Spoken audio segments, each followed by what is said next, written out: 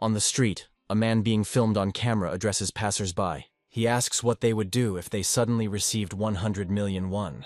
The girl says that you can't buy a house for that kind of money. The man thinks that he would probably buy a new car. Another girl says she would put it all in a savings account. Then the man with the microphone asks passers-by what would happen if they became the richest people on the planet.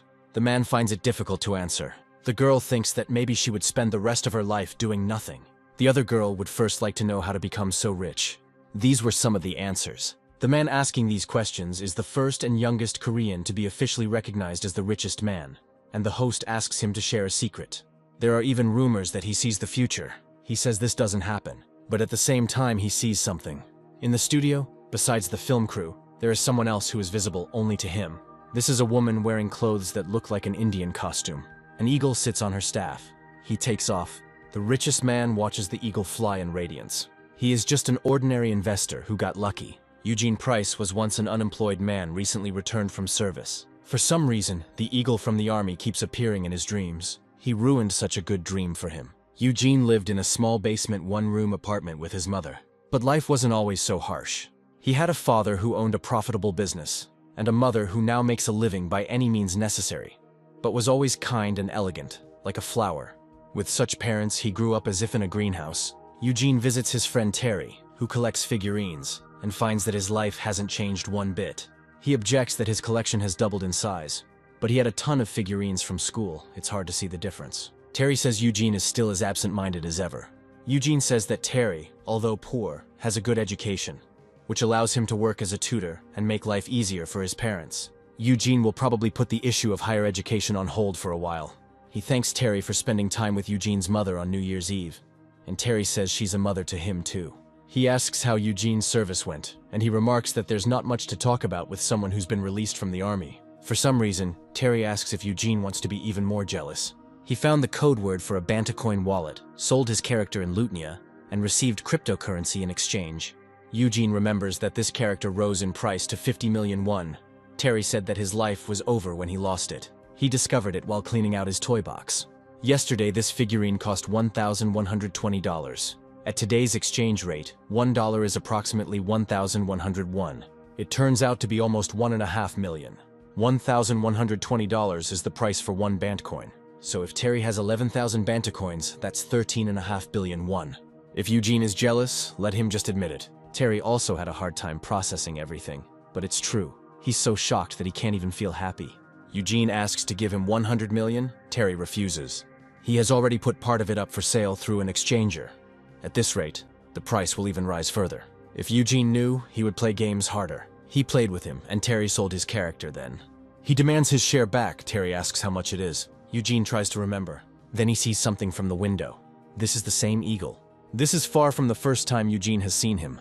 The eagle takes off and flies straight into Terry's room. He is surrounded by a fiery glow. Eugene sees plumes of fire appearing on the wall. They begin to turn into letters. Terry asks what's wrong. Eugene, in turn, asks if Terry knows what Mountain Hill is. This is the exchanger where Terry currently keeps his banknotes. Eugene asks if he is safe, if there are any rumors of an impending bankruptcy, and the words Mountain Hill and bankruptcy appear in front of him from the glow. Eugene saw this eagle in letters in the army. Maybe this isn't a hallucination and it's all real. Eugene tells Terry to sell all the Bantacoins. He can't explain it. Let Terry just believe him. Terry agrees. He was going to sell them anyway. But after that, Eugene has to explain everything to him. The vision disappeared. Eugene wonders how he could know the name of an exchanger he has never even heard of. Perhaps he caught it somewhere before. Suddenly, Terry discovers something.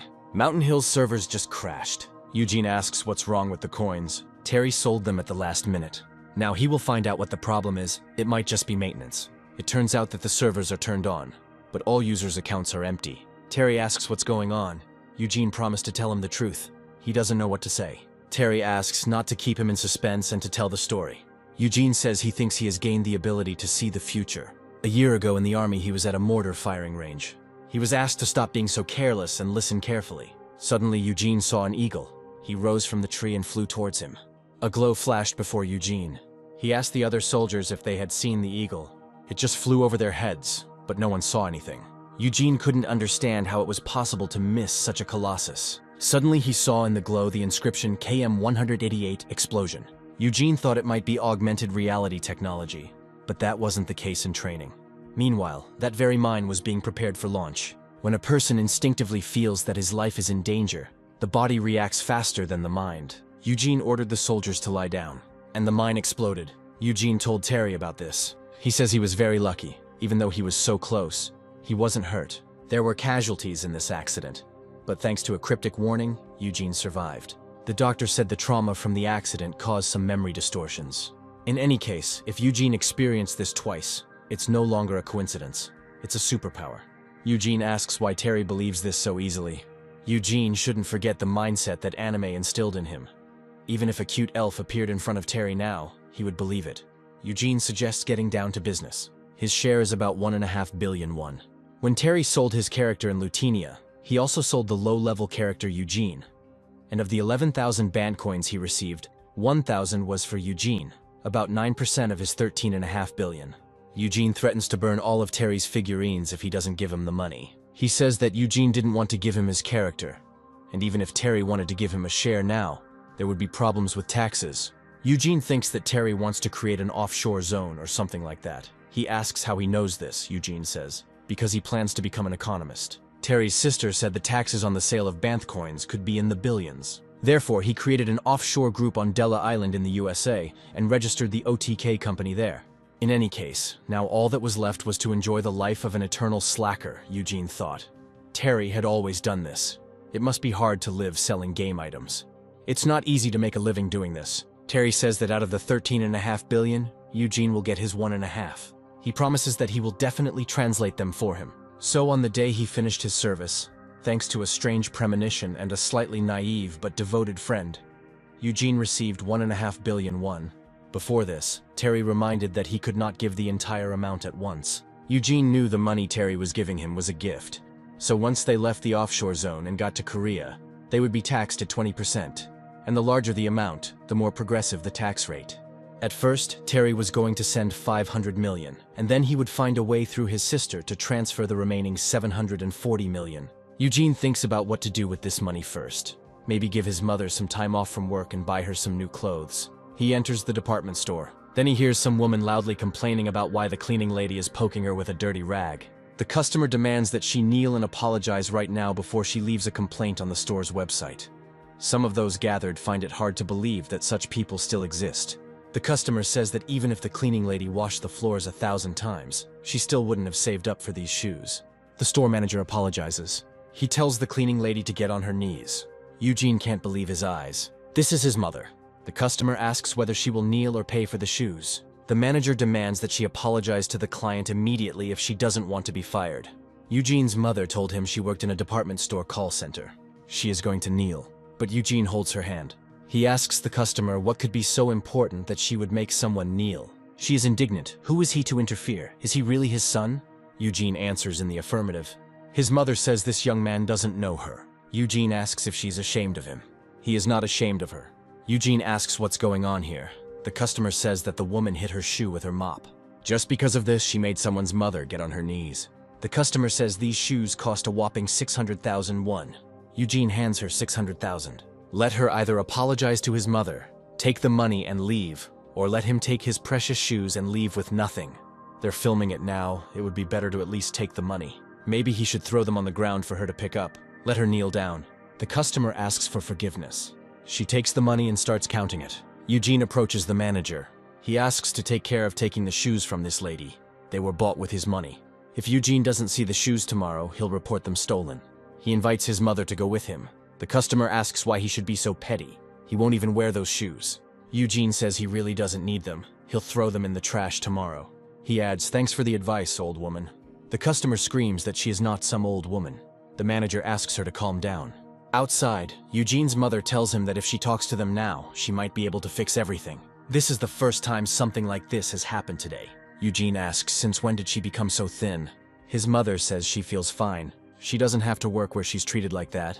He'll take care of everything. It's amazing how her son managed to grow up so much. They come to the restaurant. Eugene's mother asks what kind of banta coin it is and why it is so expensive. Eugene suggests that it be considered a game item. No need to worry about university fees. Now he can take care of himself. Eugene's mother says she has already put aside enough money for his education, so she needs to focus on him and that this money should be saved and invested in the future. Eugene will think about it later. For starters, he suggests moving. It seems to him that his mother coughs because of the apartment where they live. She asks to stop worrying about it. Eugene says it's his money and he'll spend it on something worthwhile. He is stubborn like his father. Then Eugene gets a call from Terry. He has something urgent. Eugene says he is having dinner with his mother. Sister Terry returned to Korea. Friends arrive at the hotel where she is staying.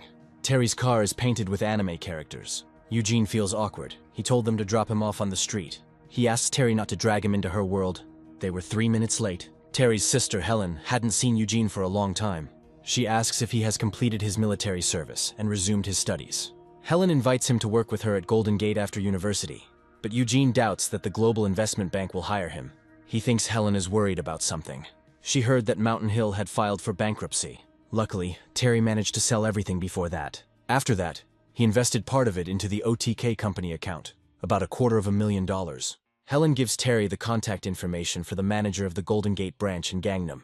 If he needs to transfer a large sum of money to an internal account, let him contact him. You just need to say that he is Helen's younger brother. Terry said that he would sell gradually. She wonders why he suddenly sold everything at once. Terry says that he felt the urge to do so. Eugene asks if Helen came because of her brother. She says that she came to conduct an audit of the company that buys them, so she will be here for about 10 days. Terry is surprised by this. Helen asks if maybe there is something he doesn't like. He says he's just really happy and asks where Helen decided to spend the night. She replies, "Up here." The entire audit team stays here, paid for by the company. It's at least 500,000 won a night. The Global Investment Bank is clearly on another level. Helen needs to answer the phone. Terry thinks Helen is kind of angry. Eugene says it's because of him. Terry wonders what he did. Helen returns and thanks them for waiting for her. There is a lot of turmoil now because of the upcoming OPEC meeting. Terry thinks it's some kind of international organization. Maybe he doesn't know anything, but at least he understands that O is an organization. This is a group of oil-producing countries, or more precisely, oil-exporting countries. The results of the OPEC meeting will be announced the day after tomorrow. Here, Eugene sees the eagle again. It flies over him. Eugene sees some writing again. This time it says OPEC, production cuts. Helen asks Eugene if he is okay. Eugene says he's just lost in thought. Helen thinks he's tired because of Terry. He asks what the OPEC meeting will be about. Helen says they're in Kuwait now for a meeting about cutting oil production. If financial assets are represented by stocks and bonds, then real assets are oil and gold. Among the 3 largest types of oil in the world, even though the United States is a producer country, production volumes are still far from satisfying domestic demand, while the oil-producing countries themselves are listed among the largest importers. However, thanks to the development of shale gas and shale oil, the United States has strengthened its position as a supplier. This can even be called a shale revolution. But the biggest downside of shale oil is the high cost of production, with production costs estimated at around $45 per barrel. So if the price of oil falls below $50, it is predicted that more than half of the companies will go bankrupt. For this reason, OPEC countries have hastily held several meetings to discuss production cuts. But the interests of oil-producing countries are too complex to come to a unified agreement, and this has always ended in failure. Helen believes that they will not come to an agreement. They are struggling to keep the price at around $60 a barrel, and if this time they fail, the price will fall below $50. Eugene asks, what if they come to an agreement? Oil prices will skyrocket and the market will be thrilled, but the likelihood of this is extremely low. Eugene thinks that maybe this time they can come to an agreement. Helen asks why he thinks so. He said it without thinking. It would just be good if everything worked out. It would indeed be good, but hope and prognosis are 2 different things. Eugene leaves the hotel in Terry's car. He speculates that if the OPEC agreement to cut production is reached, as his vision showed, oil prices will soar. Then you can buy oil in advance, which can bring significant profits. Eugene predicted the mortar explosion and the Mountain Hill bankruptcy, so there's a chance he can predict this OPEC deal too. It's a question of investment capital. Eugene recently signed a lease agreement and is also planning to give his mother about 100 million won. So now he has 275 million in his account, 70 million in Terry's account. It's hardly worth investing everything. Terry realized that Eugene had had a vision again when he spoke to his sister. Terry is annoyingly perceptive, asking Eugene to tell him what happened. He saw a prediction related to the OPEC agreement to cut production, and therefore suggests buying oil, as prices will rise. Terry asks how he plans to buy oil, whether he's going to store barrels at home. Eugene offers to explain when they arrive. According to Helen, the price is barely hanging on at $60 a barrel. Terry asks if it is really that serious. He heard what his sister explained, but it doesn't seem that significant. Crude oil is used for more than just fueling cars. It is used in many industries, so rising oil prices have a significant impact on the prices of everything else. Terry will transfer 500 million won to Eugene, leaving $11,932,000. Eugene's share is about $673,000. Terry finds WTI, a brand of oil produced in Texas, and asks where to buy it. Eugene replies, on the New York Mercantile Exchange. Since they don't know how everything will turn out, it's better to bet about $300,000 for now. Terry asks to buy some for him too. Eugene asks how much he wants. Terry says $10 million. It's a huge amount of money, and apparently Terry doesn't understand how to handle big money at all. There are no guarantees, but Eugene foresaw this. He is not inclined to trust it completely. Terry says $3 million then. The market is predicting a failure of the agreement on production cuts. This expectation has already influenced the price, and the cost of oil has fallen as much as it could. Even if they do not reach an agreement, the fall will not be that significant. If Eugene is wrong, he will simply sell at a small loss. Together with Terry, they have a total of about $3.5 million. This is not something Eugene was particularly interested in, and the information is far from accurate. Just a few finger movements and we can start investing. Eugene buys oil. Now we need to wait for the end of the OPEC meeting. Eugene and his mother managed to sign a contract for a 2-room apartment quite successfully with a down payment of about 120 million won. Even though the building was old, the wallpaper and floors had been updated, so the interior was clean. Eugene asks his mother if she likes the house. She likes it. There are 2 rooms and a lot of light. If Eugene had spent more money, they could have found a better place. But he's glad his mother likes it. Before this, with each move their house only became smaller, and their father's things were constantly lost. The items in the box are memorabilia from my father that my mother couldn't find the strength to throw away. Previously, she had a dream of a private house for their family. Her father bought a plot of land and made it come true by building a large mansion, where Eugene was born and grew up for quite some time. Most of the family memories are associated with this place. Eugene asks his mother if she often thinks about his father. She answers in the affirmative. He worked so hard for them and left so early. If he were alive, he could have seen such significant days as today. The mother starts to cry. She says she still needs to tidy up and asks Eugene to go to his room and unpack. Eugene thinks that they need to buy, first of all, a washing machine, a refrigerator, a dining table, a bed. They will have to buy everything new. He asks his mother to take a break from work for a while. She says that she is healthy and cannot just sit at home. Then, let her take at least 3 months of leave. The mother agrees to this. Eugene deposited 100 million won into this account. Let her use it as she saw fit. His mother thinks that since he suddenly became rich, he is now giving money to everyone, Eugene says. After all, she is his mother. She was saving money, she doesn't need it. Let Eugene save this money and put it aside for buying a house, and for his wedding too. Eugene suggests that he simply leave them with her. Even after he gave his mother 100 million and deducted the rent, he still had 275 million won left in his account, about 100 of which would go to taxes. But Terry still owed him 740 million won. With this, he can stop worrying about money for at least the next 20 years. It's unlikely that making money is always so easy. After some time, Eugene returns home with Terry. Eugene's mother asks his friend if he's eaten. He says, not yet. On moving day, we need to eat jiajangmen. Terry suggests ordering it later. He treats us. Finding it hard to believe that a housewarming gift from a man with a ton of money is toilet paper, Terry asks what he should have brought. Eugene says something modest like a refrigerator, a washing machine, or a television. Terry claims Eugene is pressuring him. Terry read in the news that Mountain Hill had gone bankrupt. They were the world's largest cryptocurrency exchange, and the estimated damage from the hack was at least hundreds of billions, possibly close to $1 trillion. Mountain Hill was supposed to compensate for the damages, but the losses were too great for one exchange, and they eventually filed for bankruptcy.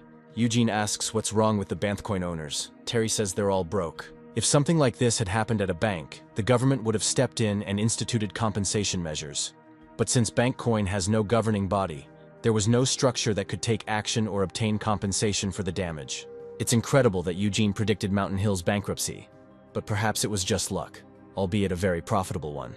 Terry believes this is no coincidence. It is a hidden superpower that awakens in a moment of life-threatening danger. This is how superheroes are born. It must be the eye of the oracle. Sounds good. That's what Terry will call it from now on. If the prediction about OPEC comes true, Eugene might believe it, but so far it has only happened twice. If he is wrong this time, It will just be luck, as the doctor in the army used to say. Terry asks if he can call Eugene the Oracle's Eye if he predicts the outcome of the OPEC meeting. Eugene says let him do what he wants. The results of the OPEC meeting are supposed to be announced the next day, but Terry's sister said they won't be until tomorrow. It seems like something didn't go according to plan. Eugene has a bad feeling about this. The price has dropped 30% since the purchase, a loss of 100 million won, and the decline continues. Eugene thinks he was wrong in his conclusions, but Terry believes in the Oracle's Eye. He suggests playing. Eugene asks what kind of game it is. It's a dating simulator. Eugene reflects that 1.5 billion won per day is still not enough to live comfortably for the rest of his life. He will spend thoughtlessly and quickly end up with nothing. Some lottery winners have become homeless within 10 years. Terry yells that Eugene is losing the girl's interest. If Eugene doesn't want to run out of money, he needs to be on his guard. But now that he has so much money, he's starting to think he doesn't need to look for a part-time job as a tutor. Suddenly, Terry announces that the results of the OPEC meeting have been announced. A decision was made to reduce production.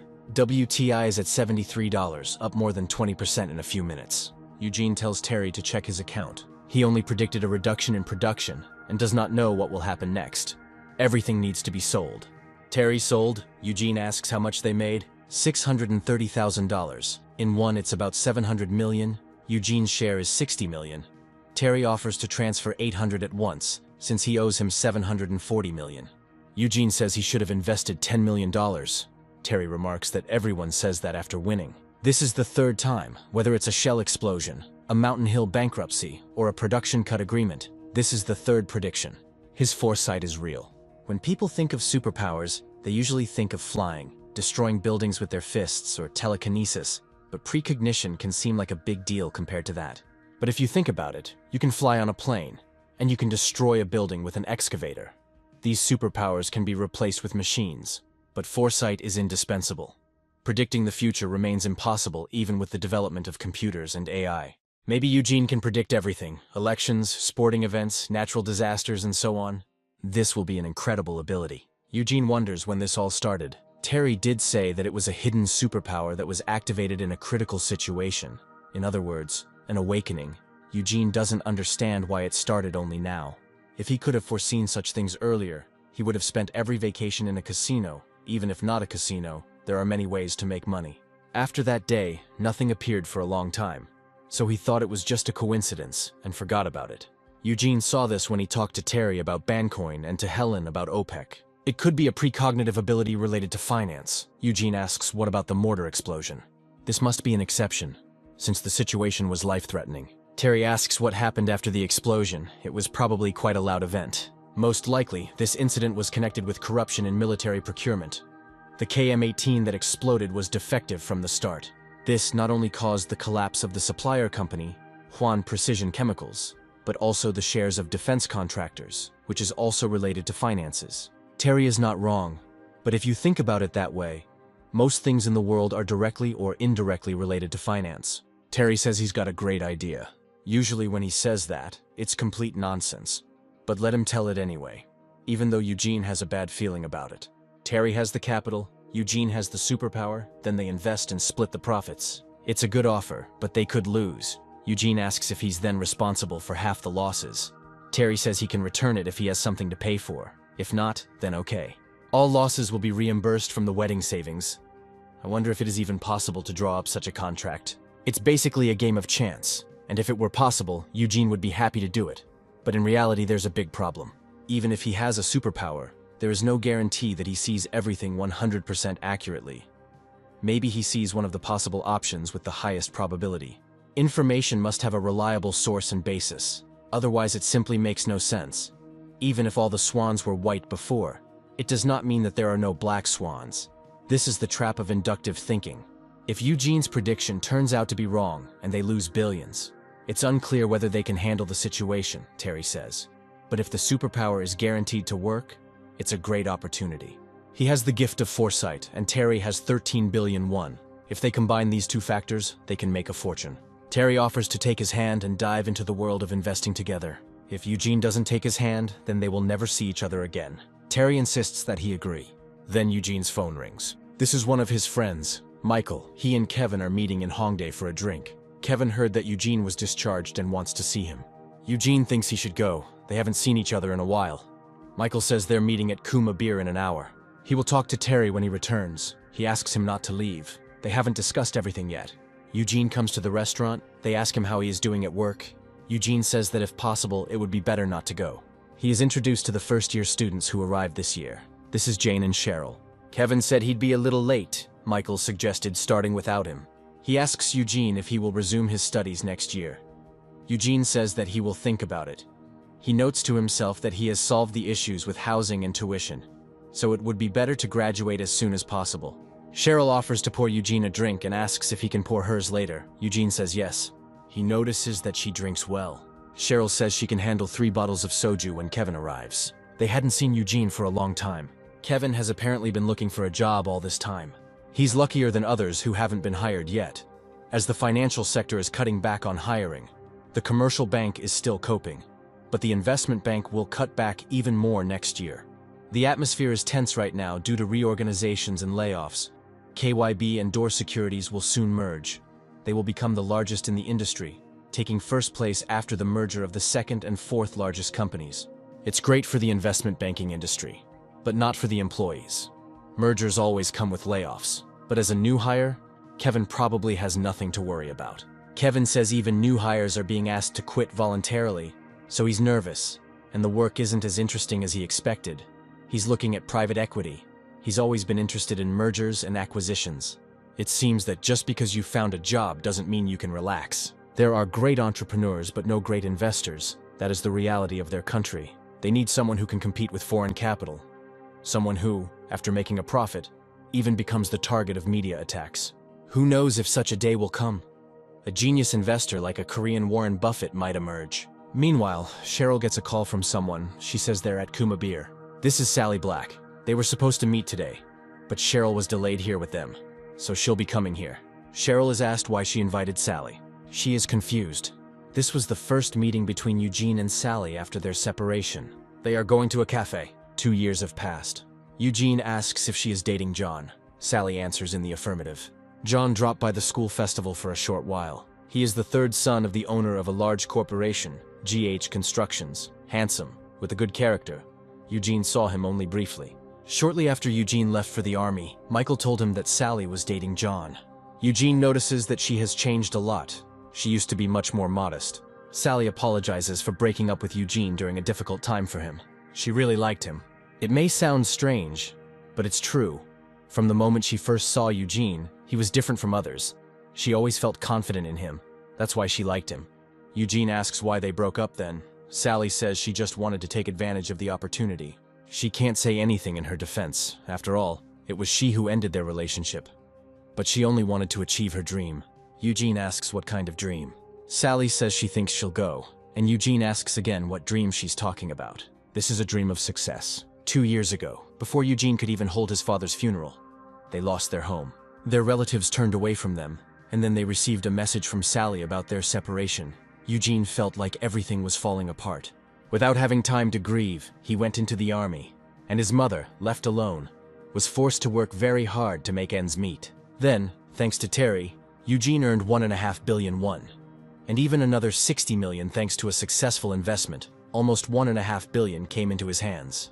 I wonder what success means to Sally. Maybe 1.5 billion isn't enough. Suddenly Eugene sees the eagle again. Maybe he will drink too. I wonder what he will show this time. The eagle rises. He flies away as if he had nothing to show. Eugene comes to Terry and wakes him up, who tells him to go home if he is drunk. Eugene says he shook his hand so they do it together. Terry doesn't understand what he means. They will achieve success together. In the morning, Eugene wonders why he is sleeping at Terry's. He ordered him a hangover burger. Eugene says they need to discuss what hangover soup is for. Terry asks if something happened last night. Eugene remembers the eagle. He says he doesn't remember anything.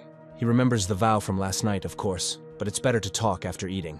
Eugene asks if Terry has ever invested before. He says of course not, except for that oil. But Bancoin counts too.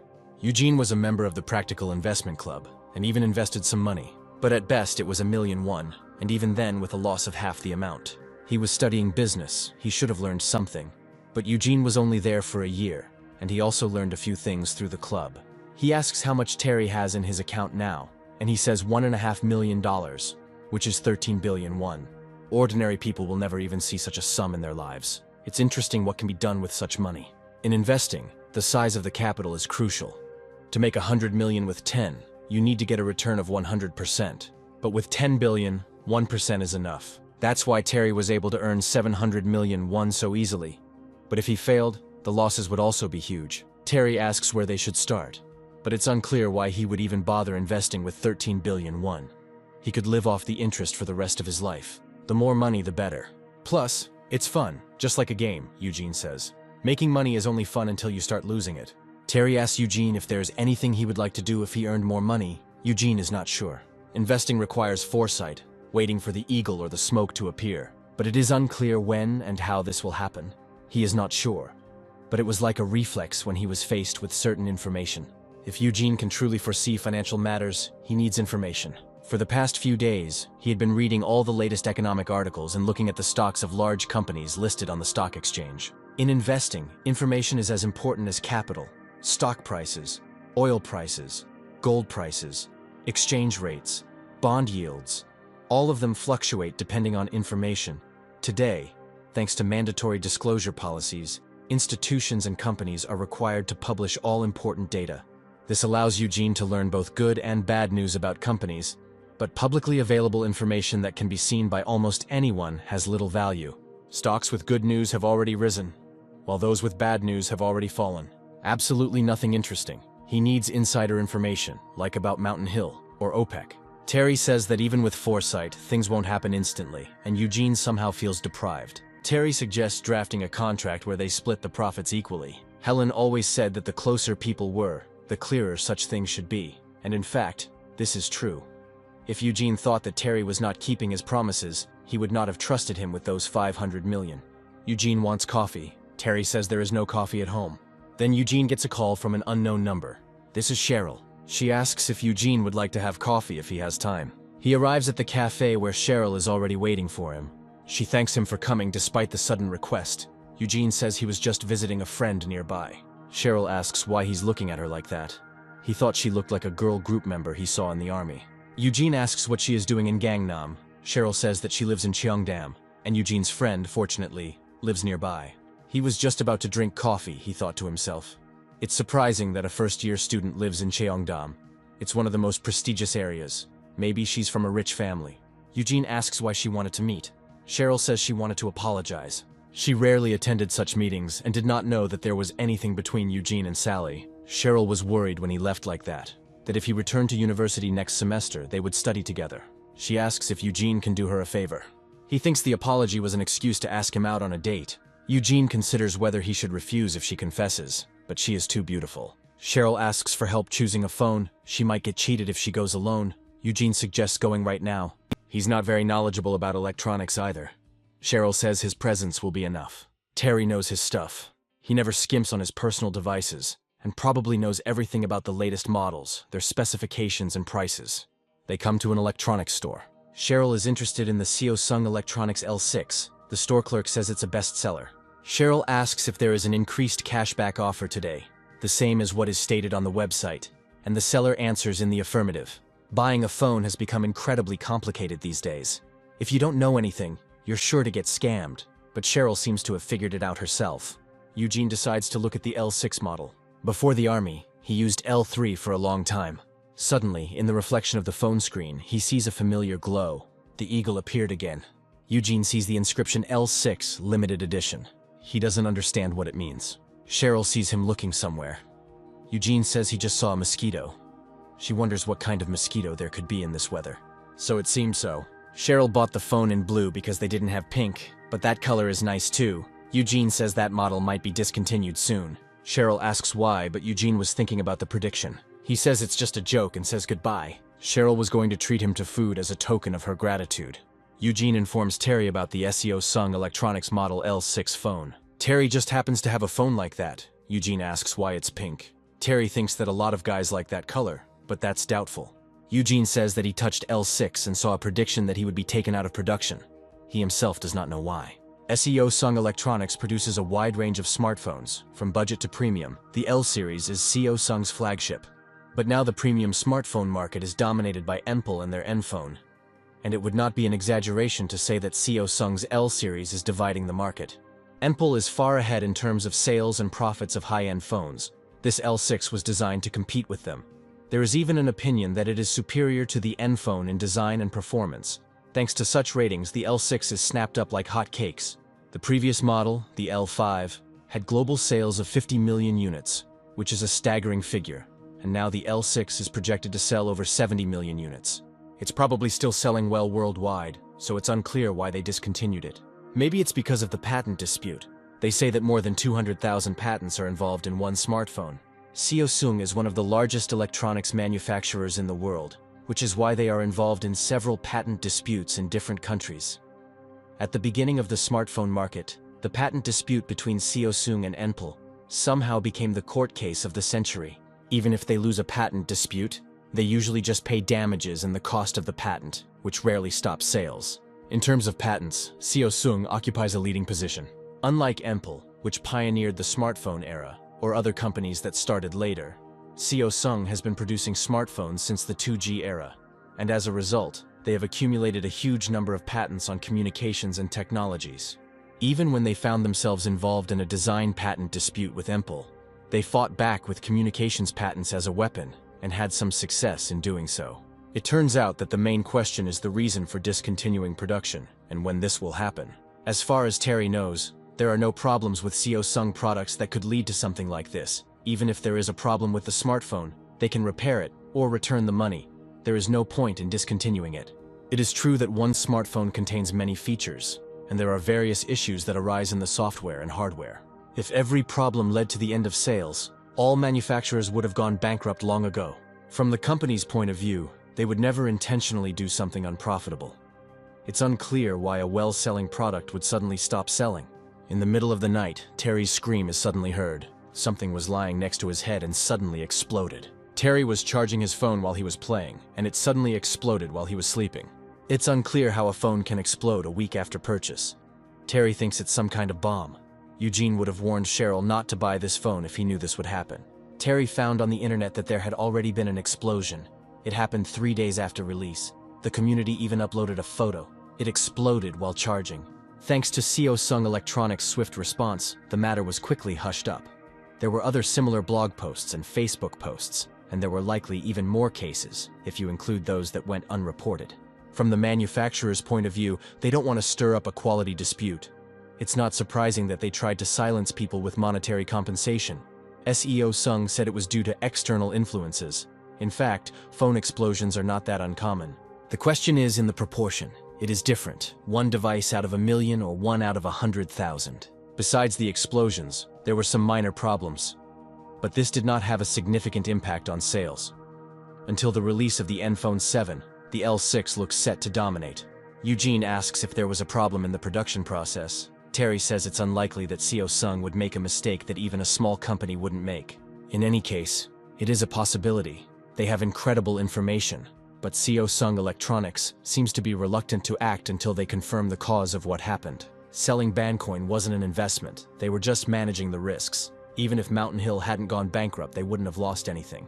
But this case is different. They wouldn't have thought so hard if it had been a small investment. Assuming that discontinuation is inevitable, they need to determine the timing and consequences to decide how to invest. We need to monitor the situation for a few more days. The next day, Samsung's representative says that they will announce the cause after the investigation. One important condition for receiving compensation is that they must not publish information about the explosion on the internet until the investigation results are released. It seems there were quite a few similar cases. A company employee wasn't even surprised to see the condition of the L6. It seems there were more explosions than what was published online. If it were just a device malfunction, it would not have been discontinued. But an explosion is a different matter. Phones are especially sensitive in terms of security because they are always with a person. If Terry had been on the phone at the time of the explosion, he could have been seriously injured. At this rate, this could be considered a reason to cancel sales. Samsung Electronics' annual operating profit is over 30 trillion won, which is split between semiconductors, displays, home appliances, and more. With 40% of that profit coming from its IT mobile communications division, which includes smartphones. Eugene suggests that if the L6 is discontinued, they will lose 40% of their operating profits. Terry thinks it's unlikely to be that bad. They have mid and low-end product lines and previous models, but it will definitely hit CO Sung. If each phone costs 1 million won, the compensation amount will be 6 trillion won, and the losses will increase several times, taking into account the expected profit and the decline in brand value. The question is how to invest. If they predicted good news, they would just buy shares, but when you predict bad news, there are few options. This appears to be a case where short selling is used, that is, selling exchange-traded assets that are not in the investor's portfolio. Since OTK is a foreign company, there shouldn't be any problems. Short selling itself is not complicated. Normal stock trading involves buying and then selling. Short selling involves borrowing shares from a broker, selling them, buying them back at a lower price, and returning them, all with the goal of making a profit. The question is the profit margin. Even if you sell shares for 100 million won and buy them for 10 million, the profit margin is limited to 99%, but no stock will fall that much. Even if L6 is discontinued, the fall will be 20 or 30% at most. It hardly makes sense to invest 13 million won to earn 3 or 4 billion, even though that is a huge profit. Eugene asks if there is a way to get more. Terry offers futures and options. Eugene doesn't really understand derivatives, and with their meager budget at the Investors Club, they couldn't even think about them. They now have $12.5 million, which is enough to take the issue seriously. They need someone who understands derivatives, but not Helen. If she asks what they base their decisions on when it comes to futures and options, they won't have a good answer. Terry suggests telling her that Eugene trusts his foresight. But in situations like these, Helen's anger cannot be underestimated. Eugene knows one person, Peter Steele, the former president of the investment club. Some consider him a madman, some a genius. There are two types of geniuses in the world: those who are brilliant in several fields, and those who excel in only one. Peter Steele belongs to the second group. He grew up in Australia, so he had no problems with English, but his overall grades were below average. The reason he was accepted into a Korean university as a student with special talents was because he was a math prodigy. Having attended fourth-year classes since his first year, he became fixated on a problem given by the professor and solved it in 3 days and 3 nights without food or sleep. Then he accidentally joined an investment club and became interested in the stock market, immersing himself in it completely. While he was enjoying the investment simulation, a small company called QMK Tech caught his eye. Being unrivaled in mathematics, Peter predicted a 10-fold increase in their stock, and, thinking that he could not miss such an opportunity, took 5 million won from his deposit for the room rent. Literally 2 weeks after moving from a friend's house to the club's room, QMK shares began to repeatedly reach their highs, as they were linked to the then popular topic of IoT, the concept of a data network between objects equipped with built-in tools and technologies for interacting with each other or with the external environment. In about 2 months, the stock price, which had remained stable for years, increased tenfold. After just 1 month of investment, 5 million won turned into 50 million. After the success of his first investment, Peter dropped everything and devoted himself entirely to analyzing companies. Although he sometimes suffered losses, by the time Eugene joined the club, Peter's investment fund had grown to 300 million won, a huge amount that ordinary students would never see. An ordinary person would have been pleased, but Peter felt that this was not enough, and what he regretted most was the size of his initial capital. If his initial investment was 100 million won, he could have earned 6 billion in profit. To achieve higher returns, Peter began studying and analyzing the options market, and once he gained confidence, CL Chemicals caught his attention. He determined that the company was greatly undervalued. He predicted the current increase in its price, sold all his shares for cash, and began buying call options on CL Chemicals. But just a few days later, an absurd disaster occurred when an employee fell victim to an email phishing scam and transferred a payment to the wrong account. Because of this, 20% of CL Chemicals' operating profit for the quarter, or $27 million, was lost. This unexpected bad news caused the stock price to plummet, and the value of the call options Peter had bought immediately collapsed. Instead of liquidating his position, he decided to take a risk by borrowing money from a loan shark at the maximum legal interest rate to buy even more call options. On the day the option expired, the stock price failed to recover, and the more than 300 million won he had invested was lost. When Peter failed to repay the debt, illegal collection methods began and he went into hiding. Later, the stock price of CL Chemicals skyrocketed, but that's another story.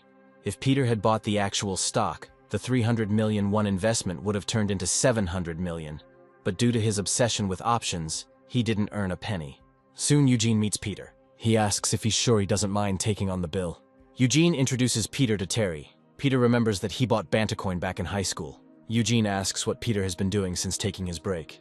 For a while, he did any job he could find, worked in construction, worked as a driver, and now he teaches mathematics to university applicants, preparing them for exams, earning money with blood and sweat. You realize how valuable even 101 coin is. Peter has about 2 million in debt left. He just needs to work a little more, and he will pay it all off. Peter went from millions to debt overnight. In his place, many would probably have given up and fallen into despair. But as soon as Eugene met Peter, he immediately felt that he was an unusual person. Eugene wanted to know more about futures and options. Peter asks if he has already gone through the account opening process. He says they will do everything through OTK. Futures and options are derivatives. Eugene knows the difference. Futures are contracts where both parties agree to trade a certain amount of a commodity in the future.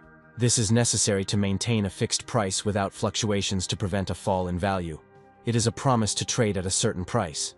Whether you win or lose depends on the price on the day of the contract. Both parties are obligated to complete the transaction, regardless of profit or loss. With options, you are selling the right to trade. Options are also based on an expiration date. Each option has both a seller and a buyer, and the right to exercise the option belongs to the buyer. Terry believes this puts the option seller at a disadvantage. At first glance, it may seem that this is the case, but in the market, the percentage of winnings for sellers is higher. The risks are unlimited, but therefore they act cautiously. So, from a buyer's perspective, you win whether the stock goes up or down. Let's say there is a put option with a low probability of success. The stock price is 200 million won. The put option is sold for 100 million. The stock must fall by half for the buyer to make a profit. On the expiration day, the stock price is 10 million. This means 900,000 profit in a week. If the buyer had smoked this option for $1 billion, the payout would have been 9 trillion. Of course, this almost never happens in reality. You expect something good, but the outcome, as usual, is bad. When this happens, the price of put options skyrockets hundreds of times, and the option seller has to pay out that amount. It seems that now all the theory that Eugene has been studying is starting to come together. Peter would not advise playing with options. He asks what exactly Eugene is trying to do. Samsung Electronics is a put, but the L6 has just come out and is selling well. Eugene says it will be discontinued. If the explosions continue, they will have to do it. You have to be careful. You can play around with options and lose everything, like what happened to Peter. Terry heard him.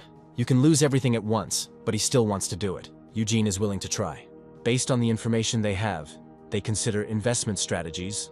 Assuming the discontinuation of L6, there are two options: either low risk and low return, or high risk and high return.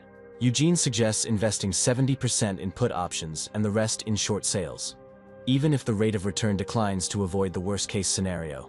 The current price of Samsung shares reflects the future profits associated with L6. It is safe to say that the price will fall as much as it rose after the release of L6, about 10%. There was another explosion in the US, and it didn't even happen during charging. Samsung Electronics announced its position on this matter in the news, and international media began to show interest since the explosion occurred in the United States. With daily options trading volume in Korea reaching 500 billion won and futures trading volume reaching 1 trillion, Eugene trades options through HTS, a program that allows retail investors to trade outside of a broker's office, making it difficult to distinguish between the stock market and the casino. Of the 13 billion won, 800 million is due to Eugene, even though Terry said he would cover the investment himself. Since they decided to invest together, Eugene will also invest his 800 million. If the stock doesn't fall as predicted, all of these options will become worthless. As the contract is executed, money flows from the cash balance to the option balance. And now, there are only 800 million left in the account. Even in the worst case, this should be enough to hold out for a while.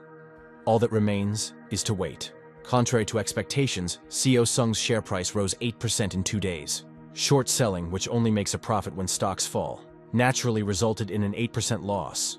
The problem was with put options. With the stock price rising instead of falling, the chances of putting options being exercised are extremely slim. Simply put, they have become worthless pieces of paper. Terry says nothing, but looks clearly worried. There is a rumor that Samsung decided to replace the batteries.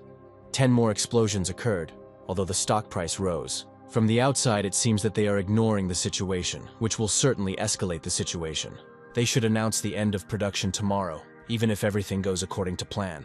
SEO Sung Electronics is one of the world's leading electronics manufacturers, so the press conference hall was filled not only with local media, but also with foreign journalists. Chairman of the International Management Board of SEO Sung Electronics sincerely thanks customers who continue to support and love their products. In short, the cause of the explosions was the SEO Sung SB battery. The company promised appropriate compensation to the affected customers. They also announced that the battery would be replaced with the expected BTL and a relaunch would be carried out. A complete recall of 6 million devices has also been announced. This is a recall, not a discontinuation. People like SEO Sung's recall decision. Replacing 6 million devices is a loss of 6 trillion won. But in terms of production costs, the loss is only 2 trillion. There is also speculation that, to reduce losses, returned phones will be polished, have their batteries replaced, and be resold as new. Following the announcement of the recall, the shares, which had been falling, rose again and closed down only 1.5%. At the same time, a shareholder return policy was announced, including quarterly dividends. This demonstrates masterful crisis management in a huge corporation. SEO Sung's strategic timing accelerated the recovery of the stock price. The losses had already reached 6 billion won, half of the initial investment, and Eugene didn't think things would turn out like this. Although they agreed to split the profits, Terry will have to cover most of the losses, since Eugene cannot cover losses of several tens of billions. 60 billion won is enough money to last a lifetime. Maybe Eugene wouldn't even spend it all if he spent 1 billion won a year. To get back 50% of the lost capital, you need to earn 100% profit. The big problem is that this is not the end. If Eugene doesn't return the capital and increase it, even the remaining billions will disappear after the option expires. He doesn't know what to do now. Eugene and Terry both rise from their beds. Eugene thinks Terry wasn't sleeping either, but he says he woke up because Eugene was moaning in his sleep. SEO Sung's stock price may not rise again. Most people are worried about the stock price going down, and they are worried about the price going up. The only thing that is certain is that the L6 will be discontinued. Eugene believes that Terry blames him, because nothing would have happened if it weren't for the prediction. But Terry was the first one to offer to invest. This is not the end of the story. Recalling devices may not solve the problem. Although SEO Sung stated that the problem is with the battery, it could be something else. It's impossible to say with certainty that they are completely wrong. The problem is timing. There is not much time left before the option expires. A week after SEO Sung's announcement, the recall has finally begun. 30,000 new points were opened in one day. Everyone was happy, both those who received replacements and new customers. With the uncertainties successfully resolved, SEO Sung Electronics' share price began to rise again. Meanwhile, the losses had increased to more than 9 billion won, with only 3.5 billion remaining out of the 13 billion. Luckily, they did some short selling. If they had only invested in put options, they would have barely had anything left. Terry can't believe the money he made from Bancoin just disappeared. The put options they bought are now worthless, even though there are still 3.5 billion left, which is no consolation. Eugene himself has lost 600 million. Next week, if nothing happens, it will all really end. The wrong prediction led to this disaster. It looks like the same thing will happen to him as to Peter. Either his prediction was wrong, or he missed something. Terry says he lived well without this money before. Eugene is having a dream. The fire extinguisher is turned on in the plane. Someone got hurt. There is an exploded phone and a plane ticket on the floor. The date is December 9th. Eugene wakes up. He realizes that there are 4 days left. In 4 days, something will happen that will cause the L6 to be discontinued. If this was one of the visions, then it will be so. Someone writes that even after exchanging the L6 for a new one, the difference is not noticeable at all. The exchanged phone exploded 2 hours ago. After putting on the case and connecting the device to the charger, it lit up. SEO Sung has already commissioned an investigation from a certified external agency on this matter. They again say it is due to external influence. If they were so confident, they wouldn't have done something like that. Terry suddenly remembers a quote from Yogi Berra. Eugene only knows Yogi Berra. Terry got just one letter wrong. This quote probably sounds like it's over until it's over. SEO Sung reported that the SB battery was the cause of the fire and he replaced it with a BLT, but the explosion occurred again. This may be done on purpose to get compensation, or the problem may lie in the device itself. They will see how events develop over the next 4 days. 4 days later, it was revealed that the phone that exploded in flight had been identified as the latest SEO Sung model. A passenger carrying a phone in his pocket suffered burns to his thigh and fingers, and the plane made an emergency landing 30 minutes after takeoff. The injured passenger had exchanged his old L6 for a new one the day before, but there was no immediate response from SEO Sung Electronics. The news soon reached media outlets around the world, leading US airlines to announce a ban on L6. Following the news, an emergency meeting was called at Seosung headquarters, and after the opening bell, Seosung shares began to plummet, falling 13% before the lunch session. Experts say now is the time to buy, but if things are so good, let them buy themselves. While large organizations were selling en masse, only private investors tried to support the purchases. They simply decided that this was not the worst-case scenario that would lead to the cessation of production. Vice Chairman Seosung enters the conference room. He believes the original cause, the battery, was replaced, but then it is unclear why the replacement product exploded. The head of the international management reports that the cause of the explosion is currently under investigation. It may take a week, but it will take longer to pinpoint the cause. Perhaps they were too hasty with the recall. They should have already determined the exact cause and taken appropriate measures. The Director of Strategic Development says they will buy time with a recall, and during this time they will identify and fix the cause of the defect. Their main task is to gain time. Trying to fix it now won't convince consumers, so a recall is the best course of action. The problem is that this is the second time, and it's unknown if they'll be able to find the exact cause in that time. There is another method, but no one even dares to mention it. The chairman thinks about what decision his father would make. This company was founded by his grandfather and developed by his father throughout his life. When his father became ill, the management of this company became the responsibility of the vice chairman. As a child, his grandfather told him that a corporation was like the ship of Theseus. It was only later that the vice chairman learned of a concept called the Theseus paradox. Theseus returned on a ship, and the Athenians decided to preserve it. When the planks rotted, they were removed and replaced with new ones, and when the oars rotted, new ones were put in their place. After thousands of years of storage and numerous replacements of the original parts, there are no more of them left, so it is hardly possible to call this ship the ship of Theseus as before. The same thing applies to the corporation. Seosung was founded during the Korean War. At that time, they manufactured and sold household appliances, acquiring technology from Japanese companies. None of the employees who worked back then are still around. None of the products that were produced back then are still being produced today. The headquarters and factories have been moved several times. Everything has changed. But Seosung Electronics is still Seosung Electronics. The deputy chairman wonders what then defines their company. He announces that from now on they will discontinue the L6. All sold products will be returned, and consumers who want to exchange devices will receive appropriate compensation. Stopping production is the worst choice imaginable. Refunds for every unit sold and refusal of future sales of the model. They also will not be able to avoid damage to the company's image. No matter the amount of losses, money can be made again. But if the company loses trust, that's the end. They already lost it because of a problematic product, and they lost it again by initiating a recall of devices, but not solving the problem. This is the last chance they have. The chairman of the international management will prepare an announcement immediately. Seosung sincerely apologizes to customers and partners who have trusted and loved L6 for the significant inconvenience and concern this incident has caused.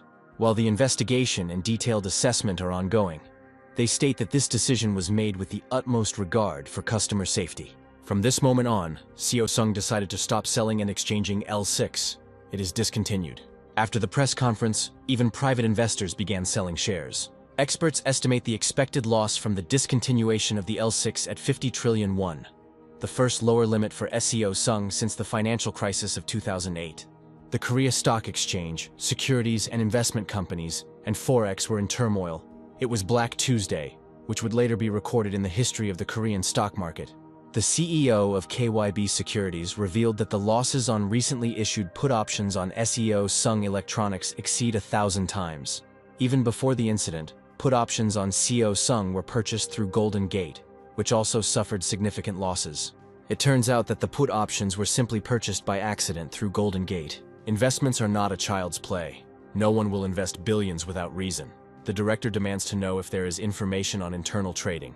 Watching the stocks fall, Eugene and Terry were shocked. Since this is not a closed market, everyone can either benefit or suffer greatly. With the structure of short selling and options trading, one person's profit is tied to another's loss, making everyone's disaster a blessing in disguise. The 13 billion invested turned into a profit exceeding 50-fold, increasing to 685 billion won.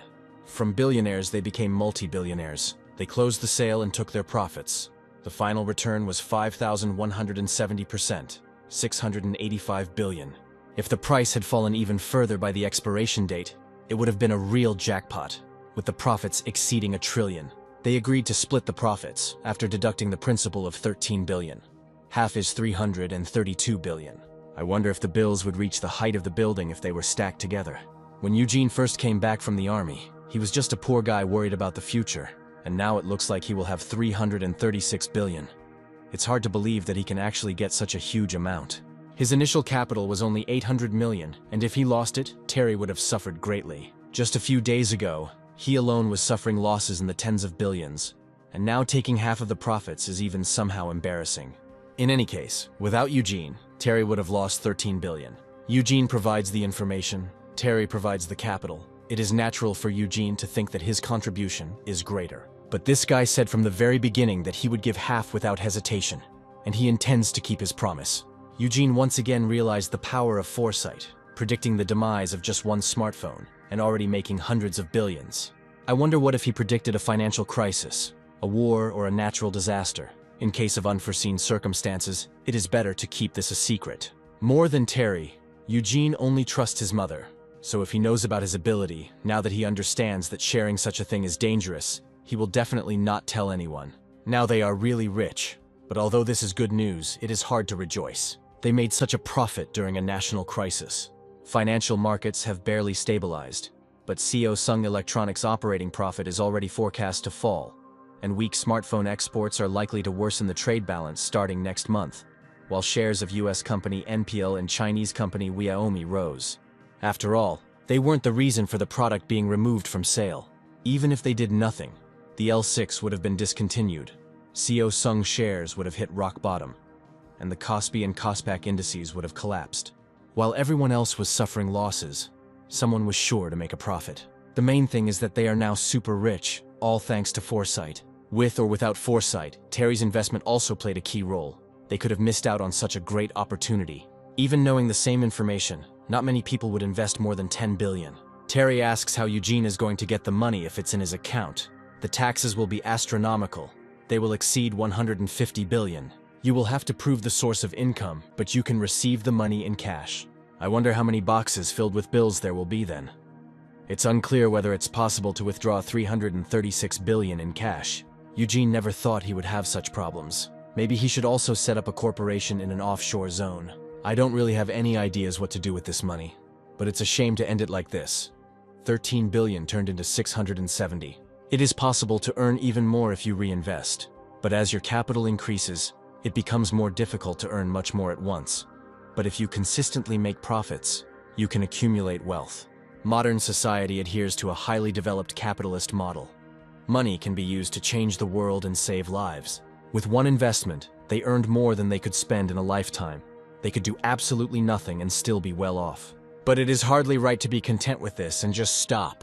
The premonition that Eugene had not yet shared with Terry was when the eagle flew away as if nothing had happened. But he showed the general director of the company, OTK, Eugene Price. Eugene asks Terry to shake his hand. Then he will go with him to the end, and if he does not shake his hand, then Eugene will go to the end alone. The CEO does not necessarily have to be the largest shareholder. Terry doesn't know how far it will go, but they will go together. It turns out that Eugene will run the OTK company together with him. The money is still in the foreign corporation, so there are no taxes to be paid in Korea. The distribution of company shares is also a gift, and there is a gift tax exemption in Delaware. Terry asks if Eugene still has the contract he gave him. Terry wants to see it. He tears up the contract. If you think about it again, dividing it in half doesn't make sense. Terry asks how about 8-1. Judging by the expression on his face, this is not a joke. In a world where money can even lead to murder, it's not unusual for a person to change his mind in the face of hundreds of billions. But Terry is not one to do so. He says he'll take 20% and Eugene 80. Eugene asks if he's in his right mind. Maybe he ate something bad. Terry says a double portion of jjajangmyeon, and of course he's in his right mind. But Terry just talked about splitting it in half. With his foresight, Eugene will be able to earn as much as he wants. Until now, Terry provided the capital, and Eugene the foresight. But now he has the capital too. In the end, it will be a situation in which he does all the work, and the capital is divided equally. It makes no sense for him to take only half of the profit. As Terry said, Eugene can now invest on his own. But he still turned to him because he thought it was best, regardless of friendship or loyalty. Compared to the tens of trillions that circulate daily in the financial market, 685 billion is a small amount. It is more profitable to move this money as a whole, rather than dividing it into two parts and moving them separately. Terry wants to give up 30% of the shares, but that's more than 200 billion. Eugene said that he invests where he can make a profit, so Terry wants to invest in him. Even if he gives up 200 billion now, 20% of OTK's future profits will still be his. Eugene asks that if he can't earn anything in the future, it doesn't matter. Because Terry won't even be able to spend this money for the rest of his life. He earned so much thanks to Eugene. He's not going to invest once or twice and call it a day. He's going all the way. And if Eugene is going to lead, he needs that stake. If he gets 80%, that means he will manage the company. After all, Eugene is studying to be a manager, and he should be able to do it. Eugene has only been studying for a year, and Terry already thinks he is an MBA. Terry asks why he needs an American professional basketball league. Eugene says it is the NBA. In any case, from now on, Eugene is the CEO of OTK. Eugene asks Terry if he's sure he won't regret it, and he is. Eugene is ashamed that he doubted his friend, even for a moment, when he first heard about the idea of joint investments and thought it was nonsense. He is the only one who sees the current situation most objectively. That's what they will do. By the way, New Year is coming soon. Terry asks how Eugene celebrated last year. He says that it seems like he was shoveling snow all the time, and Terry was with his mother. Last year, Eugene was worried that she would be lonely and asked Terry to stay with her. He came to her in a flash. At Christmas, he was probably the only one who took care of her. The holidays are coming soon. We need to hurry. Eugene asks Terry to transfer 800 million won from the money he sent to Korea to his account. Terry asks if it's possible to transfer that much at once. Eugene says that taxes need to be filed correctly. They'll also deal with the taxes on the 500 million that Terry sent him earlier. It's better to settle any potential problems right away. Terry is looking for the piece of paper that his sister gave him. Found it. He asks what Eugene is going to do with the money, and he says he's thinking of going for a walk, maybe buying some gifts. Eugene comes to the real estate agency. The employee decides that he is a student looking for an apartment. The commission may be small, but now is not the time to be picky. She says she has a great option for a studio apartment, recently built, with a nice owner and an affordable price. Eugene says he's looking for a house. He is considering buying rather than renting, and the employee thinks she misheard. Eugene reiterates that he is looking for a house to buy. The price depends greatly on the location, size of the plot, and the building. Some cost around 300 million, while there are luxury homes for $1 billion or more. Eugene asks how much they will ask for this one. The employee says, approximately 500 or 600 million. Eugene wants to buy this house. He doesn't seem to be joking. The sales commission will be millions. The employee says she will check to see if similar options are available. But Eugene wants to buy this particular house. The employee says it's not for sale. Eugene asks if the owner would agree to sell the house if he offered more than market value. There might be some reason why he wants this particular place. The employee said the market price was around 600 million. Eugene can add another 200. If the deal is successful, Eugene will give the employee the money as a commission. Owning your own home is a dream for many people, and Carol Green, a housewife, moved into a 2-story house on the outskirts of the city through the court 2 years ago. But the joy was short-lived, and over time, inconveniences began to accumulate. My husband complained about the long commute to work, and the children grumbled about the distance from school. The 20-year-old house needed major repairs, but the cost was too high, so they only made temporary fixes. More and more new apartments were appearing in the city, and Carol dreamed of selling her house and moving into one of them. A contractor she knew said the house was worth 600 million, but with renovations the price could drop to 500 million, if they even bought it. As Carol was thinking about this, the real estate agent called, and said that a young man was very interested in her house. If they offered her a market price, she would be willing to think about it. The agent thought they weren't familiar with prices in the area, so she offered 800 million, and they agreed to buy. This is 200 million above the market price. That would have been enough for the apartment Carol had her eye on. But there was still no reason for the house to cost more than market value. For that money, she could buy a better house closer to the station. Perhaps there is a hidden value that she doesn't know about, Carol will think. She was about to agree, but changed her mind. They had offered 200 million more than the market price, and perhaps if she waited, they would offer even more. When Carol told her husband about this, he began to persuade her to agree immediately. But she was thinking about something else. There must be a reason why they want to buy a house at such a high price. Carol calls the agent and asks him to tell her that she won't sell for 800 million, but will agree to $1 billion. However, the agent reports that this man wants to sign a contract with Heather Lane He also visited her house that day for 760 million. This woman is stealing her client. Heather Lane's house may be a little bigger and nicer, but 760 million is still an absurd price. Carol missed out on a golden opportunity. It's a big loss compared to the actual market value. But the contract hasn't been signed yet. She asks to tell them that she will also sell it for 760 million. Let the agent try to convince them otherwise, and she will pay her a good commission. Soon the agent reports that they have agreed to the offer. She advises getting an advance payment before they change their minds. If they find out the market price, they might change their minds. The agent suggests taking 30% as an advance payment. After sending the details, a deposit of 228 million was received. There are 4 days until the new year. The agent asks if Carol can vacate the house before then. But they haven't found a new house yet, and they need to move out in 4 days. The client is willing to give Carol 20 million for the move. She asks to tell him that they will move out the day after tomorrow. Eugene and his mother's house was sold at auction after his father's funeral, and after 2 years of suffering, he finally gets it back. It might have been cheaper if Eugene had waited, but he didn't want to. The agent reports that everything will be ready for signing tomorrow. She asks to tell why this particular house. Perhaps there is something she doesn't know. Although she heard that there was nothing like that, she talks a lot. It's just a good day. There are so many couples on the streets now. But Eugene bought a gift, so the mood is good. His mother calls him. He tells her that he will be home soon. Eugene is going to go somewhere with her, his mother asks. Why not just eat at home? He says on a day like this, you have to eat out. Terry will take them. Eugene's mother wonders if Terry is cold, but he says he is wearing thermal underwear. They are going to a wonderful place. Eugene gets another call from Cheryl. She asks why he doesn't answer his calls. She's been calling non-stop. Eugene says he didn't notice. Cheryl asks how Eugene knew the L6 was being taken off the market. He was just joking and immediately said that it was a joke. He's going somewhere now, so it's better to talk later. Eugene hopes she doesn't guess. Peter Steele also contacted him. He writes that he can't get through to him and asks him to call as soon as he sees the message. Probably he was also shocked by the news about the withdrawal from sale. They come to their house. Eugene's mother probably remembers everything connected with this place. After all, she lived here for more than 20 years. It's nice to be back here. It brings back memories. They've already seen everything, so they can go back. Eugene suggests going inside since they've already come. Mother says he can't just break into someone else's house. It looks like the people living here have moved away. She remembers Eugene's childhood. He was an A student, and when he grew up, he passed his exams successfully. Now it's time to leave. They can't just walk into someone else's house, even if no one is there. Eugene says they only lent the house to someone for a short time. Now it belongs to them again. The mother asks how this happened. He and Terry made some money and bought it. After his father passed away, to say that Eugene wasn't sad or struggling would be a lie. The mother is very grateful that her son grew up so strong. Eugene asks why she is crying on such a happy day. Terry starts crying too. Eugene told his mother everything that had happened, except of course the part about the eagle. She asks how much he earned.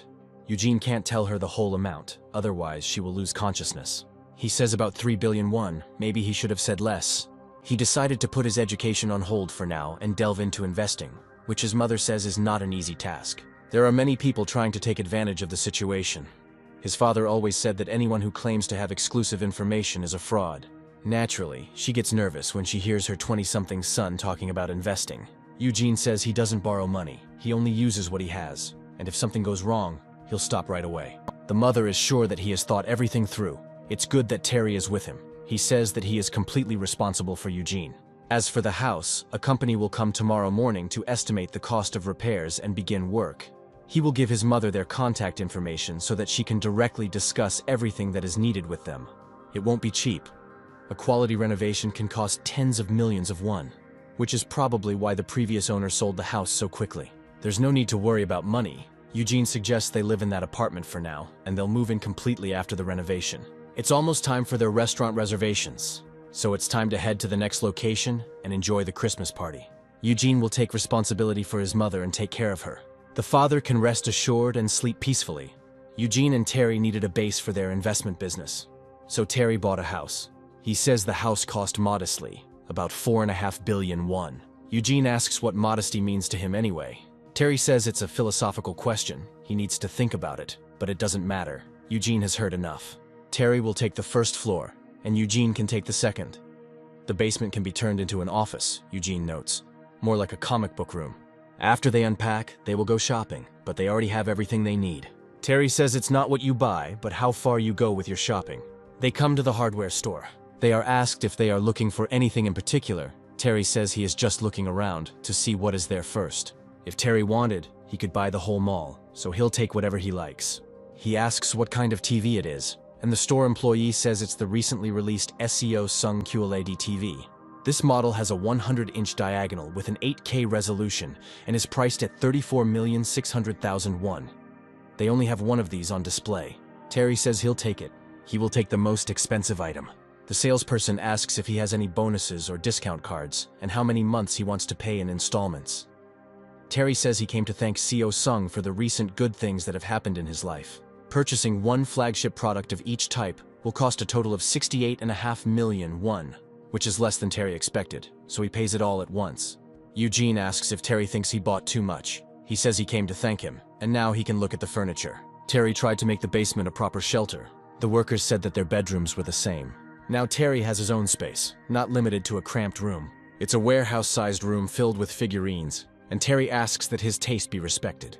It really does look like a workplace. Now you can even feel that they are doing serious work. There is one more thing left. This is the company registration document that Terry signed last time. Eugene is the CEO and gets 80% of the profits. Terry is the COO and gets 20%.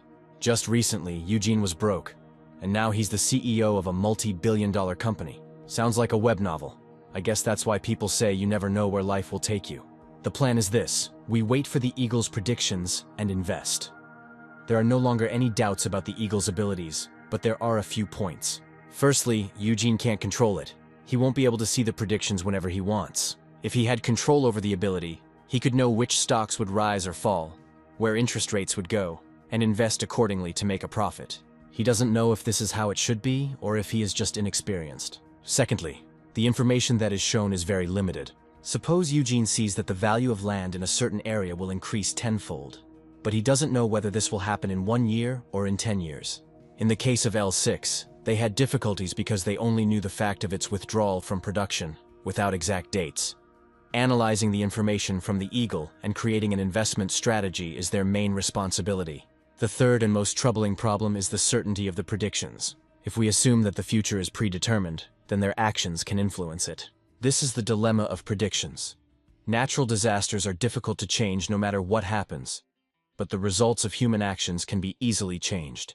This is a common theme in comics. The recent purchase of put options did not even affect the end of production of the L6.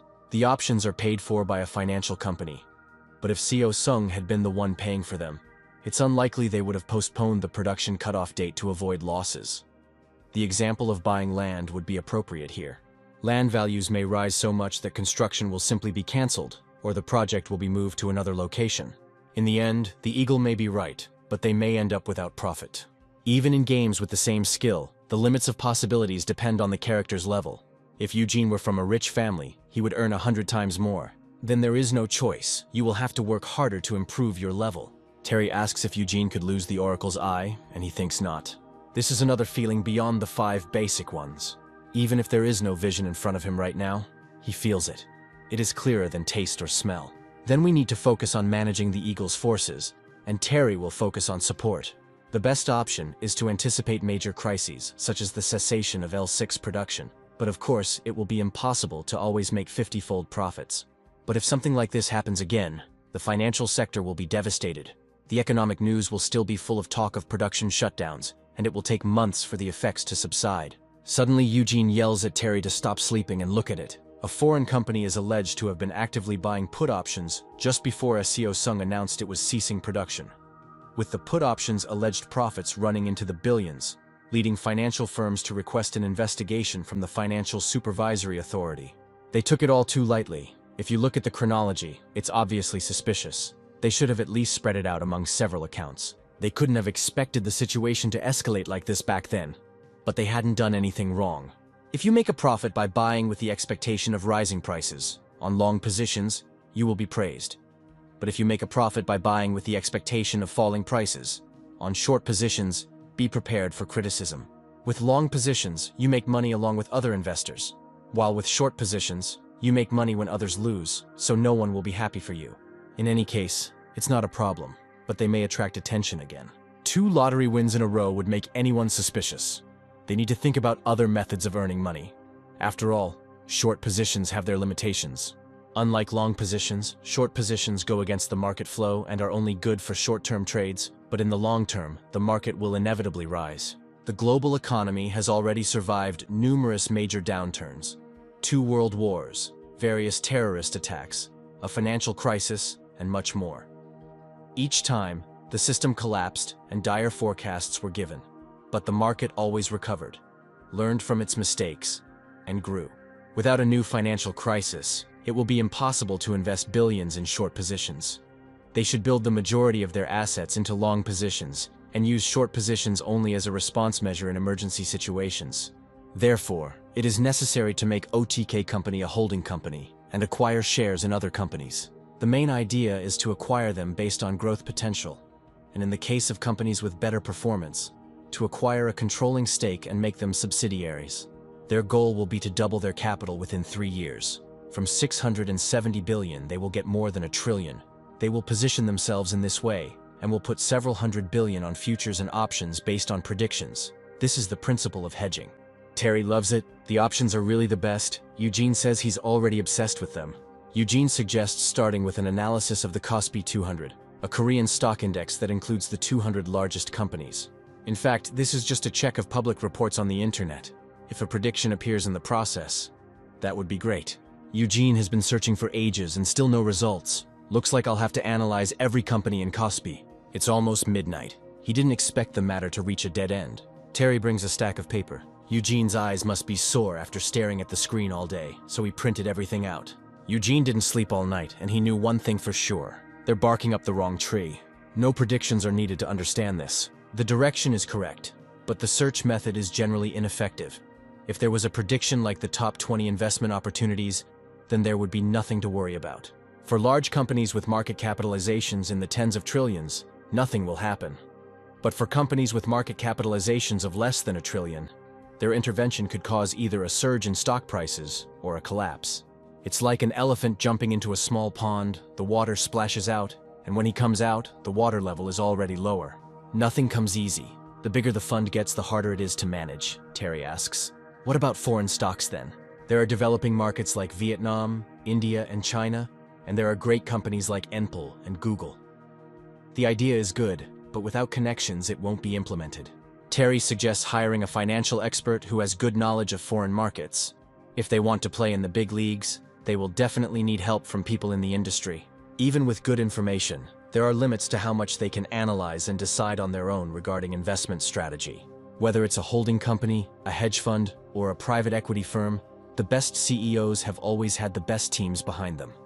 They can create an investment company as a subsidiary of OTK and gather the talent they need under their wing. Eugene will set the direction of investments based on his predictions, and they will build an organization capable of executing that strategy. Terry, someone is calling. Judging by his face, Eugene knows who it is. It's incredible that the top talent he wanted to hire calls first. Helen asks why Terry isn't in. He says he just moved yesterday. Helen tells him to send her his address and stay put. She goes, "There is just a reason for the meeting." Helen seems very angry, probably because Terry screwed up a couple of times, but it was much more often. Helen smokes. Terry says passive smoking is bad for your health. You need to ventilate the room. Helen tells him to sit down. She asks what kind of house it is. Terry says that he bought it and plans to live here now. Helen asks to explain what is going on. She asks where the billions in his accounts come from.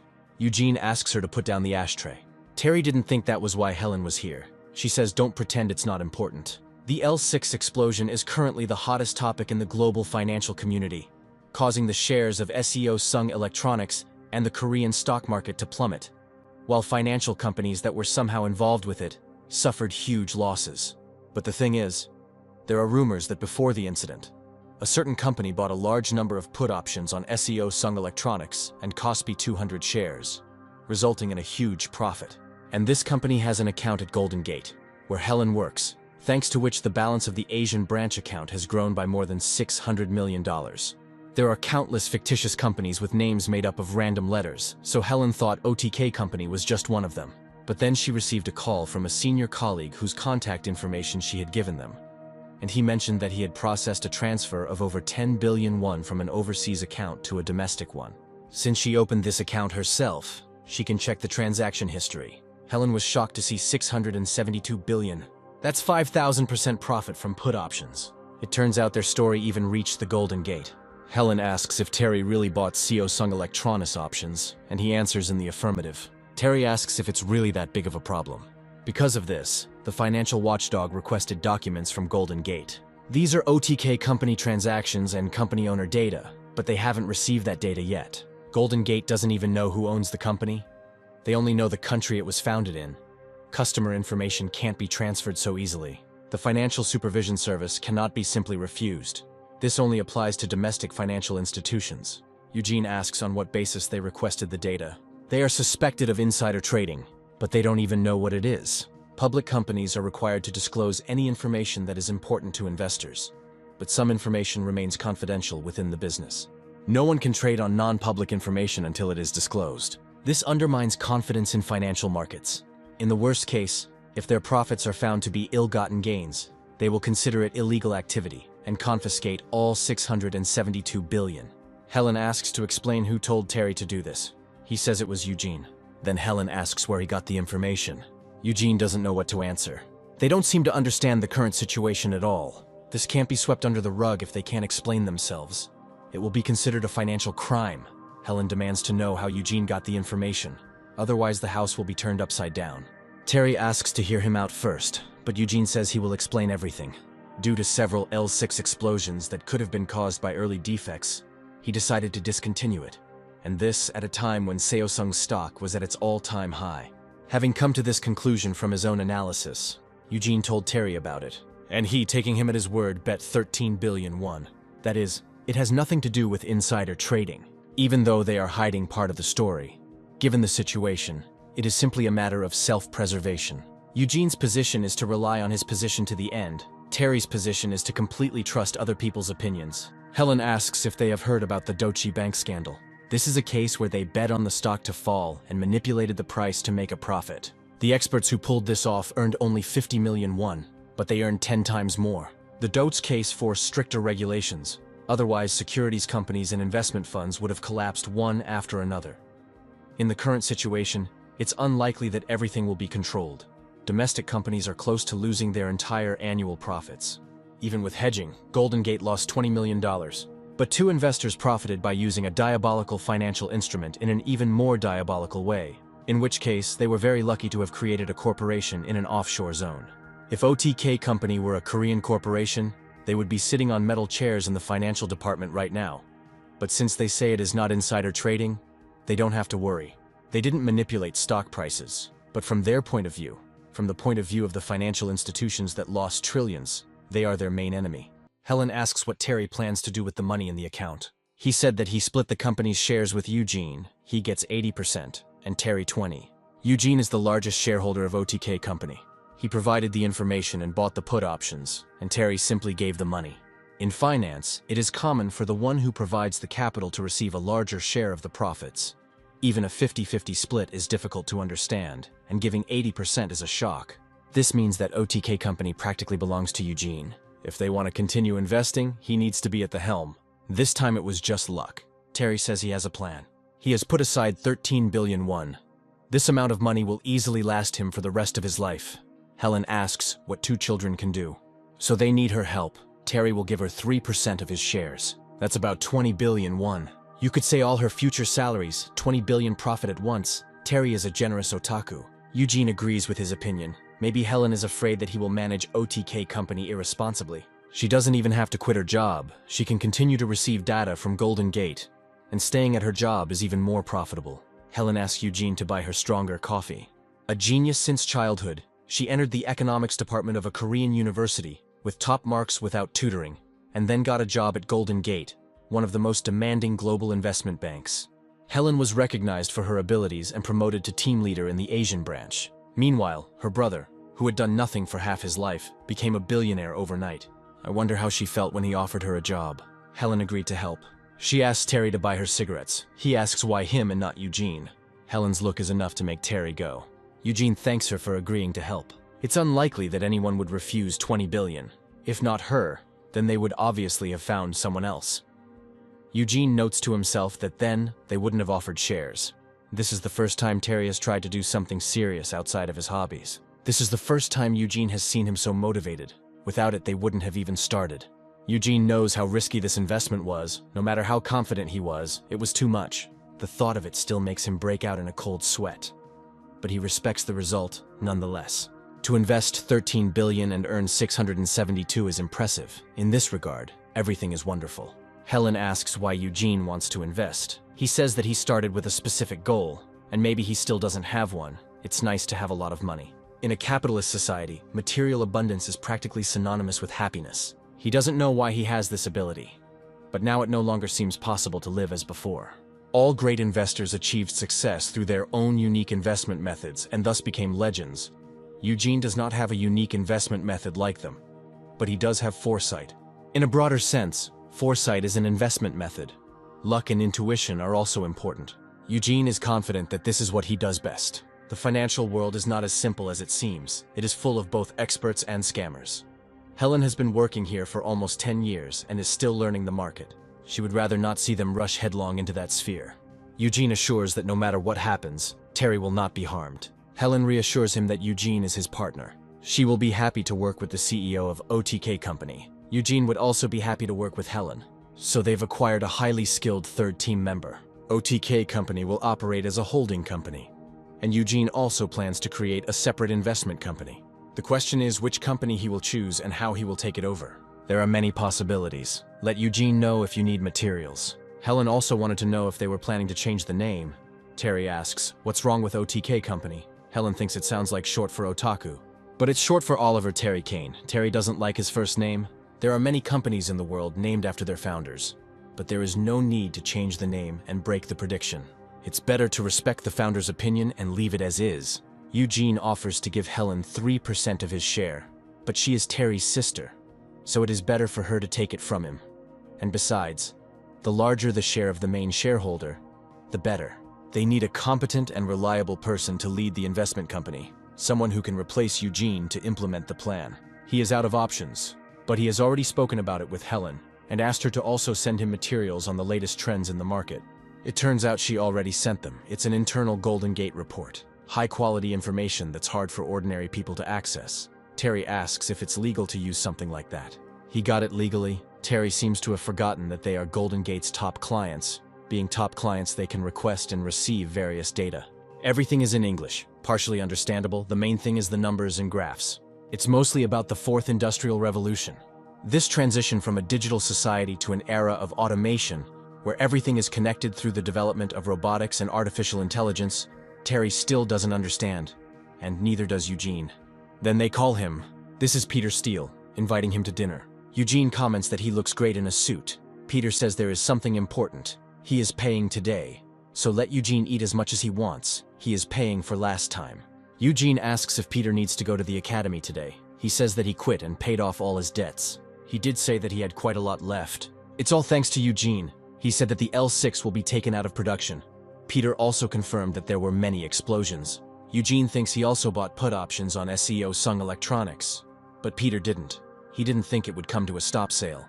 Realizing that the explosions were continuing, Peter assumed that there was a high probability of the battery being replaced, and if the battery was replaced, the manufacturer would suffer greatly. He had 700,000 won left after paying off his debt for a month, so he bought all the put options on SEO Sung SB. Peter made 150 million from this. As expected, that's the power of options. It's hard to stop once you've tasted the profit. Eugene only mentioned the cessation of production to Peter in passing, and he seized on this slim opportunity with both hands. As expected of a special man, he left the academy, having paid off his debt, and then went into a department store and bought a suit, which is what people usually wear before going to an interview. Peter asks how much they made. Eugene considers how much he should reduce their profit estimate. Peter thinks it's about 500 billion. He learned from a friend in the financial sector that a foreign company had bought up put options in SEO Sung Electronics, so maybe this was about them. Eugene says, definitely not. They have nowhere to get such huge capital. Peter also thought it was funny at first. However, Terry lost about 10,000 Banth coins. If he had found the encryption key, this money would have been enough. It seems Peter figured it out just from these bits of information. His friend said the company that deployed it was probably Japanese. The name of the company is OTK Company. Eugene's friend's name is Oliver Terry Kane. Eugene had forgotten that Peter was known as a genius at Fanguk University. If this gets out, Eugene and Terry could be in tomorrow's papers. It's something they'll have to go through one day. But now isn't the time. Eugene asks to keep this a secret. Peter promises that as a former president of an investment club, he never talked much, so he can be trusted. He asks where they plan to invest in the future. If they weren't going to continue, there would be no need to create a corporation. But initially it wasn't for investment, but for selling Terry's cryptocurrency. Peter knew Eugene would definitely succeed, but he didn't expect him to do something this big. To beat the market, you need more than just calculations and analysis. Peter invested only based on analysis and failed.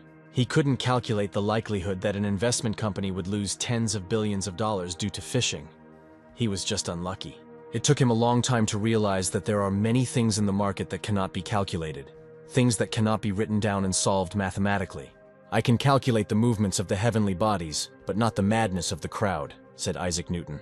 This is a fairly well-known expression in the financial world. Newton was known as a physicist, but he worked in different fields. The market is ruled by fear and madness. No matter how rational a person is, it is difficult to remain calm in any situation. Eugene has intuition, which is why Peter chose him as the next chairman. He always said that when they drank. Peter asks for an answer, since he is wearing a suit for an interview today. It looks like he wants to join them. Eugene's CEO let him act as he sees fit. No matter how much intuition and foresight they have, they are limited in how far they can go, which is why Eugene invited Helen. Financial investments are a battle with numbers. New derivatives are being created with a high degree of financial integration. Peter specializes in mathematical analysis. He is able to draw rational and objective conclusions based on numbers, which is precisely why such a person came to them. From a bad point of view, he came to grasp at straws, but Eugene even likes it. This is the basic knowledge of financiers, to use any chance to make money. Eugene says that he is currently the CEO of OTK Company. He needs someone competent enough to bring his vision to life. Peter is older. You need to pour with both hands. Eugene would never hear such things from him again. From now on, he intends to study the market thoroughly. Age doesn't matter. What matters is ability. A capable person is someone who can produce big numbers. Eugene has achieved this, and therefore it makes sense to work under him. In fact, there is no doubt that Peter is a more capable person than Eugene and Terry. It is the CEO's responsibility to be able to attract such people. He is accepted. Peter can finally catch his breath. He was a little nervous. He asks what he should call Eugene, CEO or president. Eugene says he can call him whatever he usually calls him. They will come up with official titles when they have a lot of employees. The team now also includes Terry's older sister, Helen Kane. She is also the head of Golden Gate's Asian branch and has been very helpful with legal and administrative matters. They say Peter was a popular tutor. Not that he was popular, but when he said he was leaving, they offered him a promotion to keep him. It would have been better if they had done it earlier. Everything would have been fine if he had stayed. But he was already tired of sitting in one place. Peter wants to ride the wave of change in the industry. For example, when Apple's smartphone first came out, it was either ignored or ridiculed by manufacturers on the market at the time. They believed that no one would buy a device that simply combined existing functions, which have long been superseded today. Geniuses change the world, and ordinary people notice it only after the changes have happened. But even without being the most insightful, you can ride this wave. Now is just such a chance. Peter was busy teaching, but he was probably keeping an eye on the situation. Terry suggests raising a toast since everyone is in agreement. For the quality control company. In the morning, Eugene finds himself lying on the floor. Tomorrow is already New Year. Eugene calls his mother. They agree to meet tomorrow. Eugene thinks that some kind of investment idea must come, a hint about where to invest next. Terry woke up. He was dying of thirst. Eugene's phone rings. Terry sees it's Cheryl. Eugene asks if he wants to sleep some more. Terry says Eugene is being so kind today and wants to answer the phone for him as a thank you. Cheryl thinks he doesn't have her number saved because he hasn't answered in so long.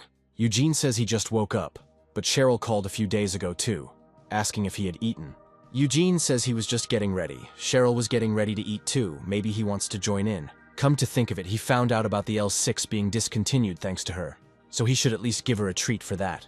They agree to meet at 2 o'clock in front of the Galleria department store. Terry asks who this Cheryl is.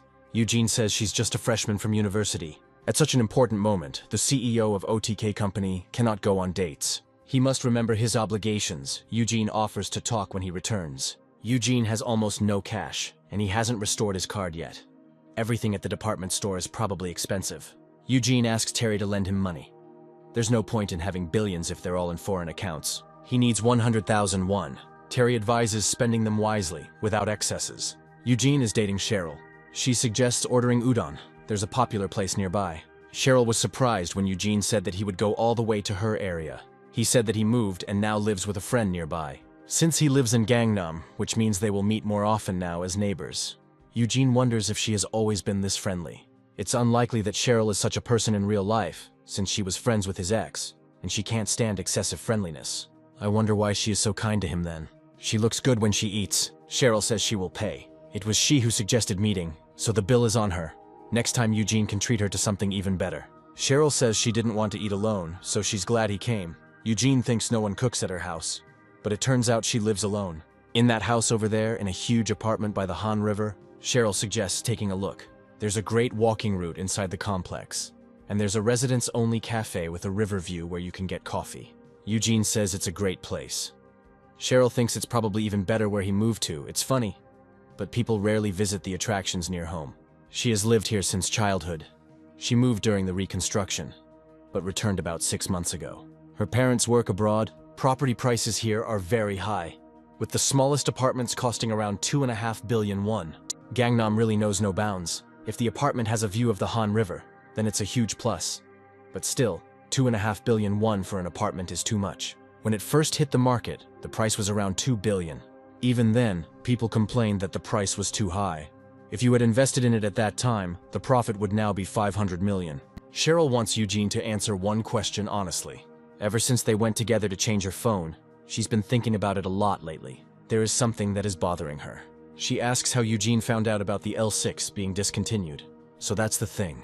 Eugene recalls that she had already asked him about this on the phone, but he had dodged the question. Immediately after the release, everyone went crazy. They even called him a bomb.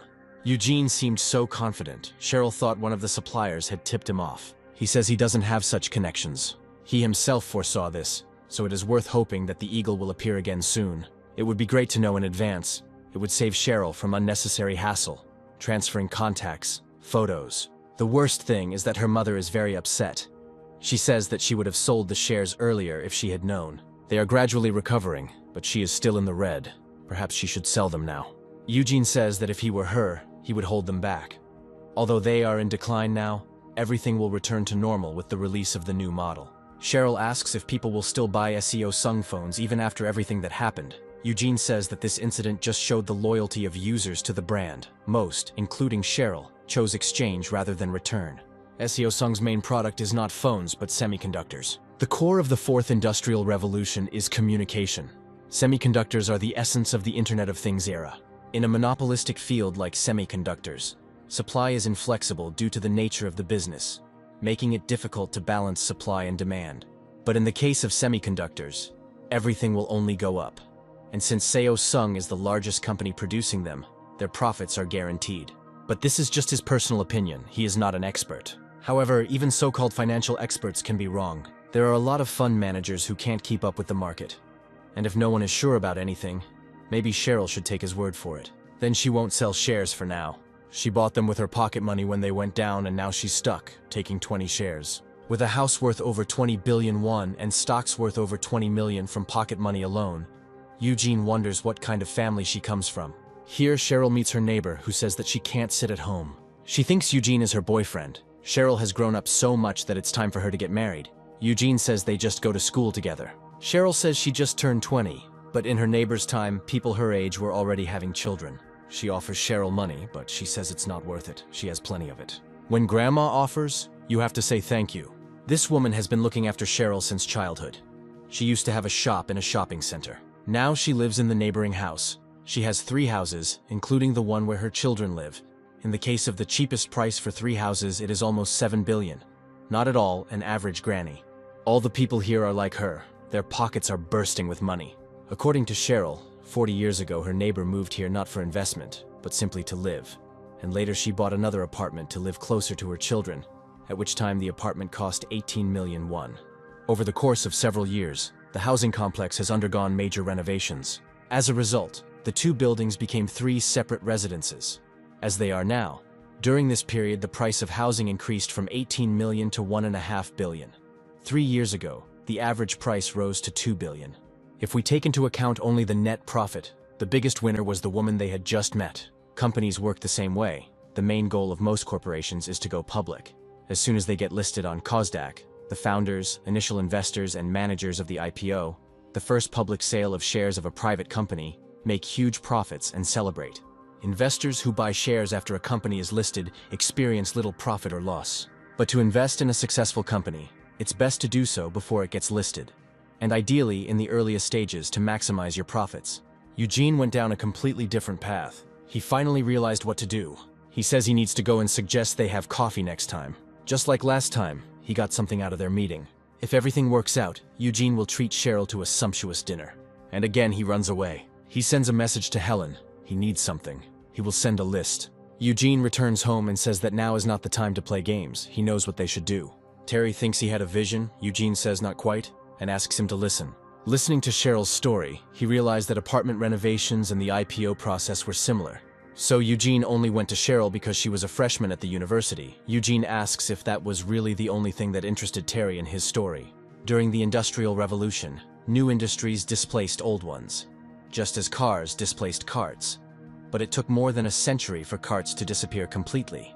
Whereas in the modern world, some industries are replaced in less than 50 years. Online short-term rental platform Airbnb has surpassed hotel chain Hilton in revenue without owning a single room. And the car exchange service Uber has surpassed the traditional GN market. Each of them was an ordinary foal, but grew into a unicorn worth tens of trillions. In the era of the Fourth Industrial Revolution, such cases are becoming more and more common. Of course, their survival phase is short, on average 3 years.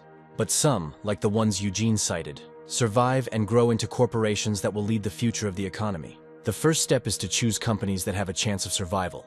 Although this is easy only in words, promising companies can go bankrupt overnight. Now Terry understood why Eugene had started talking about apartments. He suggests moving up the timing of their investment, even when it was unknown whether the housing complex would be reconstructed. Thanks to a premonition of something grand, he alone, a promising newcomer, understood the true value of the company. Finding promising newcomers so small and fragile is no easy task, no matter how you look at it. But for them it is the ability to predict. They use foresight to find successful newcomers. Their next mission is hunting unicorns. The first morning of the new year has arrived. Health comes first. You need to not overdo it and beware of scammers. Terry takes care of Eugene. His mother asks if Terry wants more. He answers yes. Perhaps he is overeating. Eugene's mother can take the bus, but a taxi has already been called. The house is beautiful and the area is great. Eugene suggests moving here. We can find an even better place. The house his father built is the best. Seeing his mother so happy makes Eugene want to work even harder. She'll drop by to see them again. Eugene needs to watch his diet. She left soup in the freezer. Now it's time to get back to work. Eugene received a list of Golden Gate's seed investment bank. They even included those who were almost rejected on the list. Those who have already attracted investment can always find other investors. Moreover, this is almost crucial. These companies are somewhat proven and ready for rapid growth by receiving investment funds. They won't even watch it for a week, but for Helen, it's business as usual. Daily monitoring of funds, bonds, and commodity exchanges, checking political and global economic trends. She starts early, finishes late, and puts in a lot of overtime during rush hour. Joining Golden Gate, landing a dream job in finance, and becoming a team leader is something not every talented person can achieve, even with all their efforts. Eugene asks if Helen and Terry are definitely related by blood. In any case, it will be difficult to figure this out on your own, so foresight is necessary. But Terry got him into the action for this reason. If it was intentional, then he is a genius. At night, Terry sleeps and Eugene is still working. Here he has a familiar feeling. Something new this time. Eugene scatters papers around the room. Terry wakes up and says that the lack of a prediction is not a reason to start a pogrom. Eugene says there is a reason. He can't explain it. But his perception seems to have improved, and he asks to arrange the sheets so that they don't overlap. The main thing is that Eugene sees the information. Eugene tells everyone to put everything he gives to Terry in the shredder.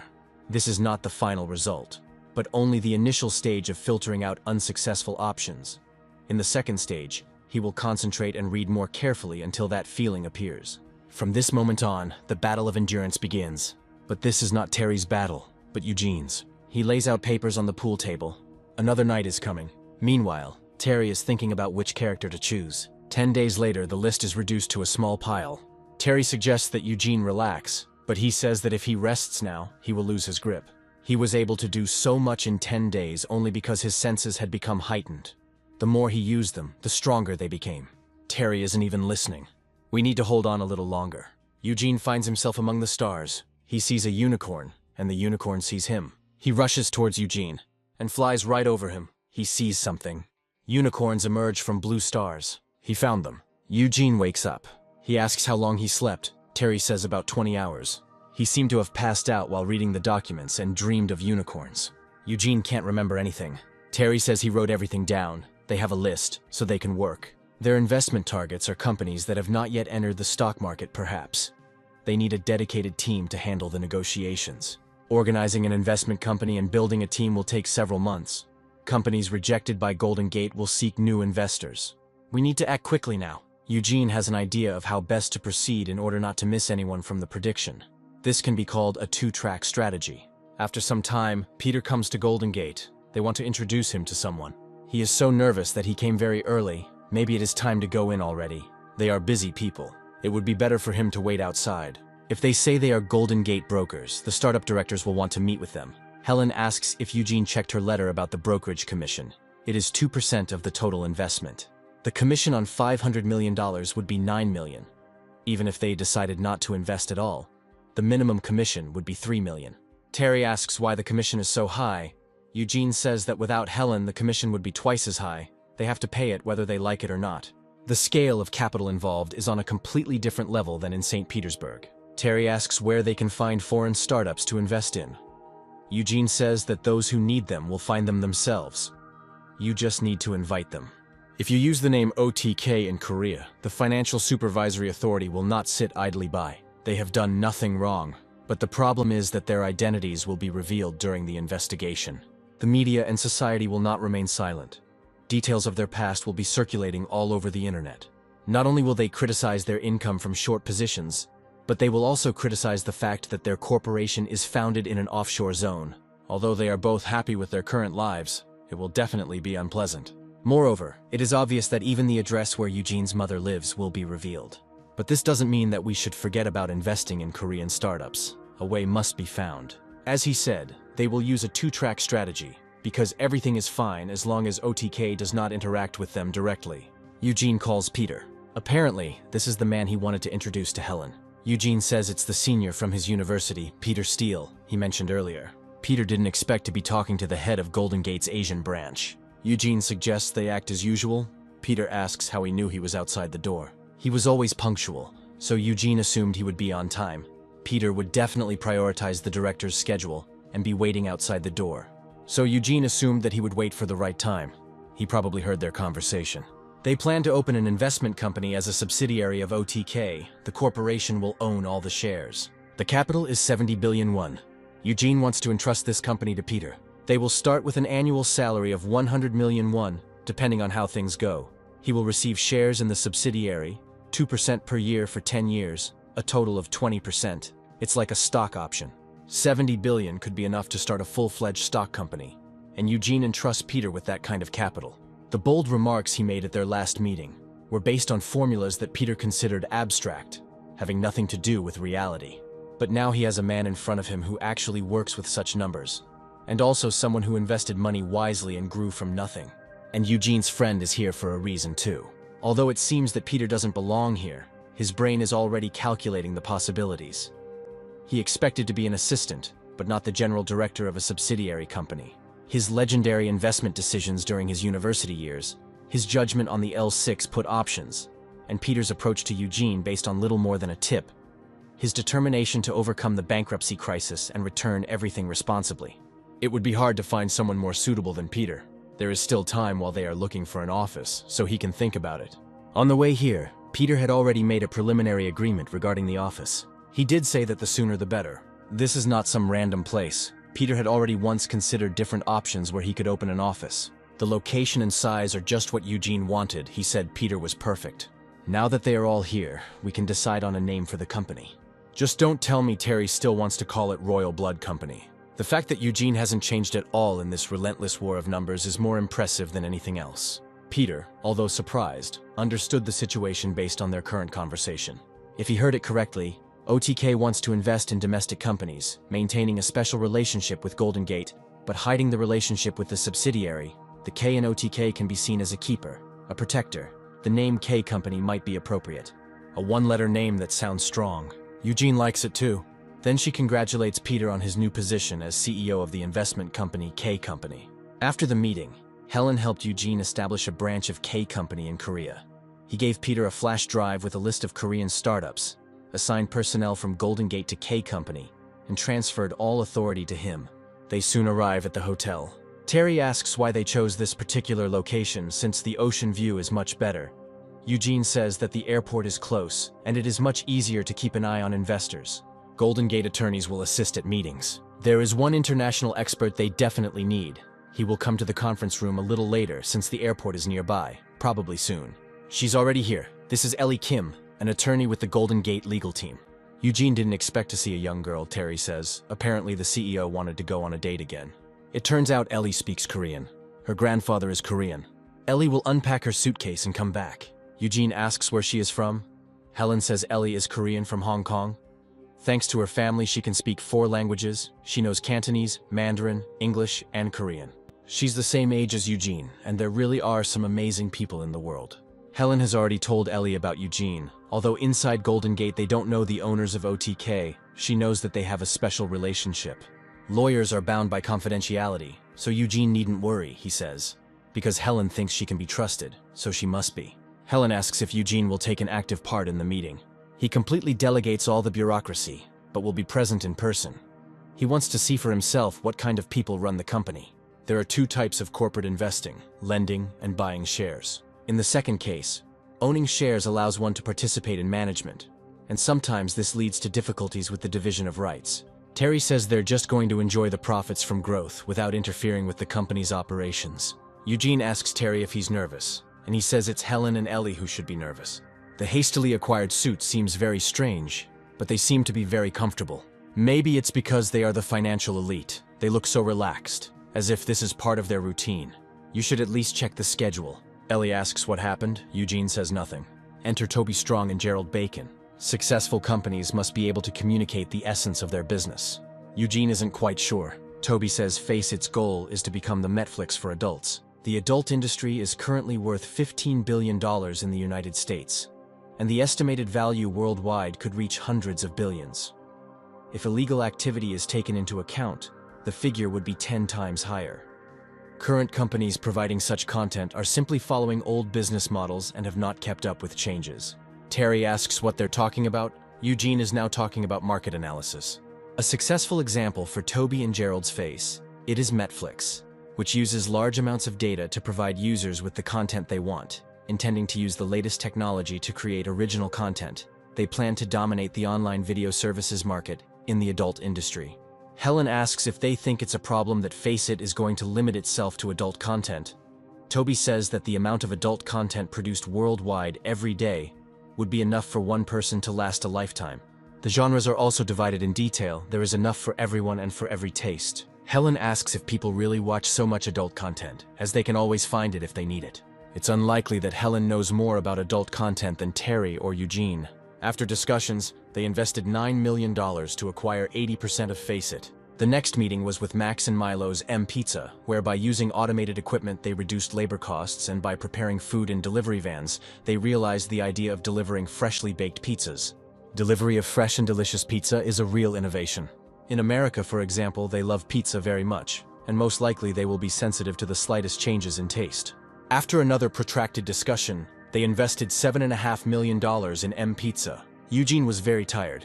It's not hard to just sit, but they operate with such large sums of money, it's mentally tiring. He's amazed at how calmly Helen handles everything. They have several meetings in a row tomorrow, so it's best to get a good night's sleep. However, Eugene decides to get some air. Staying in a 5-star hotel and investing in startups might be the success Sally was talking about. Eugene meets Ellie and is surprised that she is exercising at such an hour. Ellie says she decided to stretch her legs after a long flight and go for a little run before bed. She just finished. Ellie offers Eugene a beer. He asks Ellie if this is her first time in Korea. She is here for the 3rd time, although it is her first time for work. Her arrival helped them a lot. Ellie found this interesting. She couldn't believe that OTK, the company that had turned the financial industry upside down, was owned by Helen's younger brother and his friend. L6 explosions have become a global problem. Not only financial institutions, but even Golden Gate could not avoid huge losses. Against this backdrop, an unknown company, OTK, made hundreds of millions, and thanks to this, Golden Gate's bank account in Asia grew by $600 million, causing everyone to go crazy. Eugene knew the general outline of the situation, but he only heard Helen's opinion. Now, when people tell him this to his face, the feeling is completely different. What he did attracted the attention of the entire financial world. Eugene says that he was simply lucky. Predicting that the L6 will be discontinued and blindly investing in options is not just some kind of luck. If it hadn't been for Terry's money and his insistence on his own, without the support of Helen and Peter, no matter what he had foreseen, he would never have achieved such results on his own. People think that OTK is a Japanese investment company. The name is easily misunderstood. Ellie thought it was a joke, but when she found out the name of Eugene's friend, she understood everything, unintentionally. But fortunately, it sounds like the name of a foreign company. They would like to drink more, but they should also think about tomorrow. They will see each other tomorrow. Ellie remembers. She is curious about something. She asks which actor Eugene likes. He would like to keep this a secret. Today they have a meeting with a Chinese startup. China has seen economic growth over the past decade. Many people are starting their own business, and the number of Chinese startups is growing day by day, like bamboo after rain. They are engaged in transport logistics. Despite the fact that the railway has been built across the country, China still relies on transport logistics, the main problem of which, according to the logistician, is unsystematic management. For example, when a truck from Shanghai delivers goods to Xi'an, if it cannot find anything to load on the return trip, it must return empty. The two developed an app that coordinates transport agencies and drivers to optimize delivery routes, reducing logistics costs by 30%. Helen asks if they can build such a large network on their own. Reducing the number of operations also helps solve traffic and environmental problems, and may even attract significant support from the Chinese government, which is also concerned about these issues. The atmosphere seems tense. They are talking about something. Eugene does not understand a word of Chinese. Ellie says in Chinese that they are not scammers. They value their ideas highly. The startup representatives are surprised that Ellie speaks Chinese and ask where she is from. Eugene doesn't know what Ellie said, but his mood improved. The logistician, who seemed wary of them, became more decisive, and negotiations regarding shares and investments proceeded more freely. The remaining contracts were secured through Helen's skillful negotiations. Once they've chosen the companies to invest in, Eugene has nothing else to do. Helen is incredible. He has a lot to learn from her. They haven't had a day off for a long time. Terry says he will work from his room. Ellie asks Eugene if he is busy. She wants him to show her soul. Helen asks if she's asking Eugene out on a date. You could say that. Then Ellie goes to get ready. She suggests meeting in the lobby in an hour. Maybe this is some kind of Hong Kong joke. Eugene is waiting for Ellie in the lobby. Ellie asks if she looks okay. Terry suddenly approaches Eugene and hands him the key. He gives him a car. Terry can only trust her to Eugene. He suggests not thinking about it as anything special and just enjoying the date. Just let him be careful and not hurt his precious Kumi. Eugene has met her so many times and still doesn't know her name. He asks if Ellie wants to go somewhere.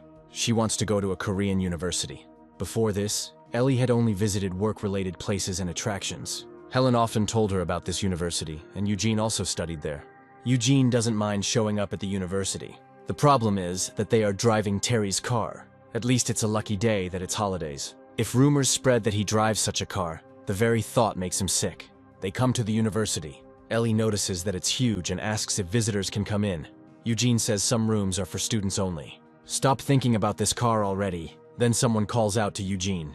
They see a car. If it's a dream, now is the time to wake up. The student asks why they would even put something like that on a car. Isn't Eugene ashamed? It's none of her business what other people put on their cars. She says he should think about those who will see this. The mood immediately worsens. This is Mary Lee, the most arrogant girl in the business department. She hasn't changed at all. They tell him not to pay attention to her. She's been like this since birth. Eugene hasn't seen her for a long time, so he's a little out of the habit. Here Mary calls out to Sally and John. Now it's definitely time for Eugene to wake up. John asks what the gathering is for. Mary says that it's understandable that Eugene's parents' business went bankrupt and he's going through hard times. But still, it's not right to drive a car like that to university. Eugene asks Mary to have a conscience. She is indignant. How dare he raise his voice at her? His look is already an expression of violence. She will report him to the police. Ellie believes that these students are Eugene's friends. The guys are surprised who this beauty is. Ellie introduces herself and says she works at Golden Gate, and she gives them her business card. It makes an impression. The students think that Ellie is dating Eugene. Mary decides that he did something wrong since Ellie is a lawyer. John meets her. He asks if Ellie came to Korea for work or if she is traveling. Ellie says she has an important job here, but today she can say she is traveling. She and Eugene were stuck in a hotel for a few days, so she asked him to show her around a Korean university. The guys decide that they are bored together at the hotel. Eugene insists that this is not the case. John gives Ellie his business card. He works for GH Constructions. His father is the president. They have close ties to Golden Gate. Ellie knows this. Golden Gate provides project financing for industrial development projects for which GH Constructions is responsible in Indonesia. Golden Gate provided funds to this company? John gives his business card to Eugene, inviting him to call at any time if he needs help. I wonder if GH Constructions can help him with anything. Eugene says it gives him confidence, which puzzles John. Sally wants to leave. John says goodbye. He was glad to meet Ellie. The guys invite her to have lunch with them. They have a lot of questions about Golden Gate. Mary thinks there's nothing important about this company, and Eugene takes Ellie around like a trophy. After that, Ellie could hardly bear the barrage of questions, and that was how they ended their tour of the university. Seoul at night is beautiful. Eugene heard that Hong Kong is amazing at night too. Ellie says the girl who got into the big car was pretty. So this is Sally Green. She really is beautiful, just as Ellie heard, Terry told her. They met at the beginning of the semester, broke up less than a year later, and Eugene joined the army immediately after taking a leave of absence. Ellie asks if Eugene still likes Sally, and he says no. They broke up a long time ago. From tomorrow they will be busy with business again. Ellie had fun on her date today. Eugene too. John soon learns that Sally was dating Eugene. She thinks John is jealous, but he denies it, and it's not like he didn't know they were dating. John notices Eugene has an unusual car. Sally says he has one strange friend, Oliver Terry Kane. Most likely this is his car. John wonders what kind of relationship he could possibly have with a Golden Gate lawyer. Apparently she works in the Asian branch, where Terry's older sister also works. That was good, but John had something else on his mind. Eugene's behavior did not change even after he learned of John's origins. In a capitalist society, having a lot of money is power in itself. The president of the Korean university, the administrators, professors, and students John met with throughout the day seemed good-natured at first glance, but they always bowed their heads to the power of money. But their conversation with him was similar to the usual conversation between students, which made John feel uncomfortable. Exactly the kind of attitude that people in a similar position or with similar income would show. John says that Sally's ex-boyfriend is quite interesting. From that day on, Eugene changed a lot. At the next meeting, they say that the development budget is $5 million, but it seems possible to reduce it to only $2.5 million through internal cuts. But $5 million is a small amount, and Eugene is stunned by how his scale has become so large. ARCID is built on the foundation of AI-powered architectural design, which will continue to evolve thanks to machine learning. Eugene asks what the limits of ARCID's design capabilities are, whether it will be able to design, for example, multi-story buildings. The startup's representative is 100% confident that, with ARCID's learning speed, it will be possible to build even skyscrapers in the near future. ARCID's goal is to continuously recognize drawings and design schemes to enable the design of increasingly complex buildings in the future. Eugene likes the idea, suggesting to do without management interference and internal cuts. Although South Korea's construction capabilities are world-class, they still lack the constructive part. They invest in ARCID. Terry asks Eugene what machine learning is. The next meeting is at 7 o'clock. Ellie is going to play squash and invites Eugene to join her, but he says he's out of shape. Last time, Eugene went in unsuspecting, and she took him out in 30 minutes, so he won't fall for anything again. Ellie invites Terry to play, but he is not thrilled with the offer either. Eugene remarks that Terry must have trouble with English, but he tries hard in meetings. In case anyone comes up with a great idea, like the Face It guys, Terry has to help, since his sister doesn't know anything about it. Since he is spending his money, he should at least know what it is going towards. Terry asks why Eugene always invests only in things like this. Maybe he should invest in something explosive that will bring in big money. Otherwise, the tension disappears. Eugene asks if he knows Sam Miles. Sounds familiar. I think it's the CEO of Softball, or Softbox. There's an interesting story about Sam Miles regarding Alibaba, a Chinese marketplace. In the early days, it was a small business thriving in China's e-commerce market, in which Abe held a controlling stake. When Softbox CEO Sam Miles visited Beijing on business, Michael Wayne, the founder of Alibaba, flew in immediately and asked for a meeting. After a 2-hour conversation, Sam Miles invested $20 billion. Of course, competing with Abe was generally perceived as throwing eggs at a stone. So Sam Miles received a severe reprimand from the Softbox board of directors. 20 years later, Abe was unable to cope with losses and left the Chinese market, while Alibaba dominated the Chinese e-commerce market and was even listed on the New York Stock Exchange. The current market capitalization is $330 billion, about 360 trillion won, which is more than Samsung Electronics. Softbox acquired 30% of Alibaba's shares for 22 billion won, bringing the profit to approximately 110 trillion. Terry did say that the tension disappears unless they invest in something explosive. Their investing method may not yield quick results, but like Sam Miles, only those who decide to invest quickly will reap the rewards. The chances of a startup being successful are less than 1%, but with foresight, 1% becomes 100. Sam Miles planted a huge seed worth 220 billion in fertile soil, and it grew to 110 trillion. The number of seeds they plant worldwide is 670 billion. You need to take your time and enjoy the process. Helen appears and asks if they are finished chatting. She suggests setting up a meeting. She just got a call from a company Eugene had been wanting to meet for a long time.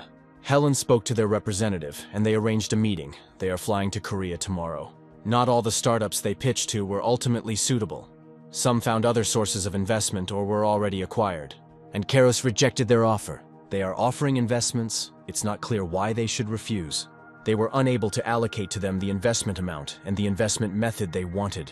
In short, they need a lot of money. They meet with Kairos CEO Ryan Gates and CFO Sergey Yovanovitch. Jovanovich thinks Eugene and Terry are escorts. He asks who makes decisions on the OTK company side. Helen has full powers. Her decisions are the decisions of OTK company. Kairos needs $100 million. Ryan Gates asks if it is possible. If he is asking about financial possibilities, then it is definitely possible. They came themselves, but it seems they didn't expect anything special. Then Ryan offers to tell the company about the project. Helen already knows the details of the business, and she offers to talk about the current complexity of the situation within Kairos. Helen would like to hear about it from them personally. A briefing begins on the transformation of modern cars into complex electronic products. There are currently 2 pressing issues in this area: electric vehicles and self-driving cars. In the case of electric vehicles, changes in hardware mean a switch from internal combustion engines to batteries, while in autonomous cars, changes in software allow control to be transferred to the car. Since autonomous driving is the foundation of future cars, many automotive and IT companies are actively engaged in development. For 5 years, AMZ, the largest e-commerce company in the United States, owned 41% of the shares, while Korea's Yunseong Motors owned 40%. Japanese electronics company Hitachi owned the remaining 19%, and their joint venture is Kairos. A year later, having suffered a setback from competitors, Hitachi sold all its shares in Kairos, and AMZ, after a lengthy analysis of the situation, also abandoned the development of autonomous vehicles. Yunseong Motors, which bought the shares sold by Hitachi and AMZ, effectively became the parent company of Kairos. Helen asks why Yunseong Motors is trying to sell Kairos now. The synergy of cooperation with IT companies that was expected when establishing the joint venture was disrupted, and at the same time, Yunseong MD, a subsidiary of the group, succeeded in developing a limited edition autonomous vehicle. Therefore, Yunseong Motors hopes to recoup at least part of its investment by selling various patents and developments of Kairos. If this happens, only the name will remain of Kairos. Terry doesn't understand what he just heard. It can be said that Yunseong Motors currently owns the majority of Kairos shares and wants to sell these shares to recover its investment. $100 million is the amount that Yunseong Motors is demanding for the shares. It turns out Eugene knew all this. They need to talk. Helen apologizes. They will go out for a while and come back. Eugene asks Terry why he made all this noise. He doesn't understand why he's so nice to Yunseong Motors. Terry doesn't want anything good between them at all. Ellie asks if there are any problems with this company. You'll have to ask Eugene about that. He asks if Ellie knows what Yunseong Motors is. She says it's the largest car company in Korea. True, but that's not all. The second largest business group in Korea, Yunseong Motors Group, has many manufacturing-related subsidiaries such as Yunseong Steel, Yunseong MD, and Yunseong RT, with first, second, and third-tier partners within their affiliates. It is a vast manufacturing empire centered around the Yunseong Motors Group. This boastful Korean company ranks 5th in the world in the automotive industry. She is also the reason for the destruction of Eugene's family. The shock that directly triggered his father's death was caused by Yunseong Motors. Eugene's father was the director of a small metal parts company with 10 employees. And one day he was informed that Yunseong Motors would be using their new suspension, the device that connects the wheels to the car body. This is an integrated suspension that Eugene's father researched for many years and successfully patented. The product is excellent, but they received an expert opinion that it needs some modifications to fit into the new model. The product will be included in new Yunseong Motors models, and it is being improved, so they would like to continue receiving new samples. The superior technology of this suspension needs to be presented at the head office. It is unknown whether such a small plant will be able to cope with the quantity they need. But they will try. Eugene's father told his wife that they needed to significantly increase production capacity to meet Yunseong Motors' requirements. If they complete the assigned tasks, debts and difficulties will quickly disappear. After some time, it turns out that Yunseong Motors terminated the contract. They provided them with all the newly developed samples in accordance with the requests for production expansion. It looks like they created a copy of the product based on their samples. And they are already producing it. It looks like they even applied for a patent earlier. Yunseong Motors had this plan from the very beginning.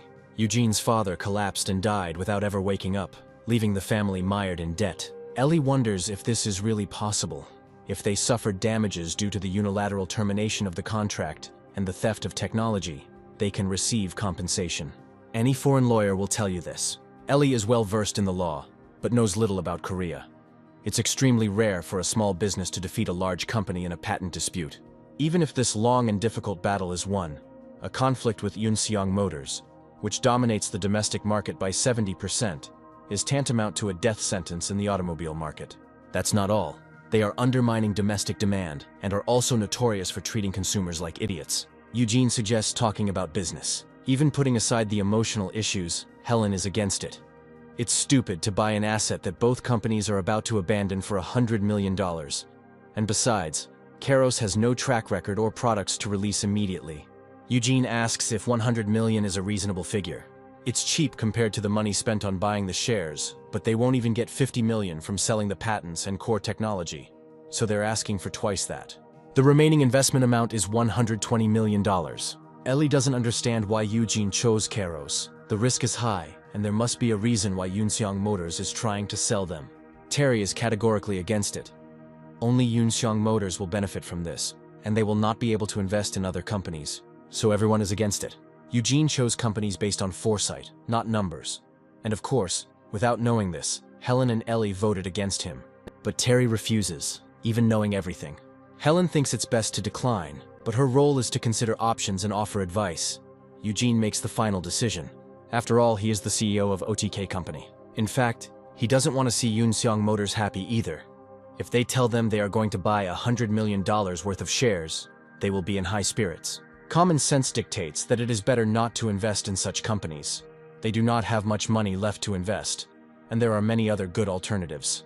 This would have been a reasonable choice, but foresight gave a completely opposite answer. Reality and foresight contradict each other.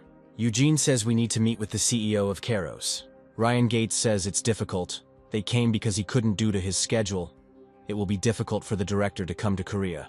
At this stage, it is necessary to carry out detailed coordination regarding investments, and their circumstances must also be taken into account.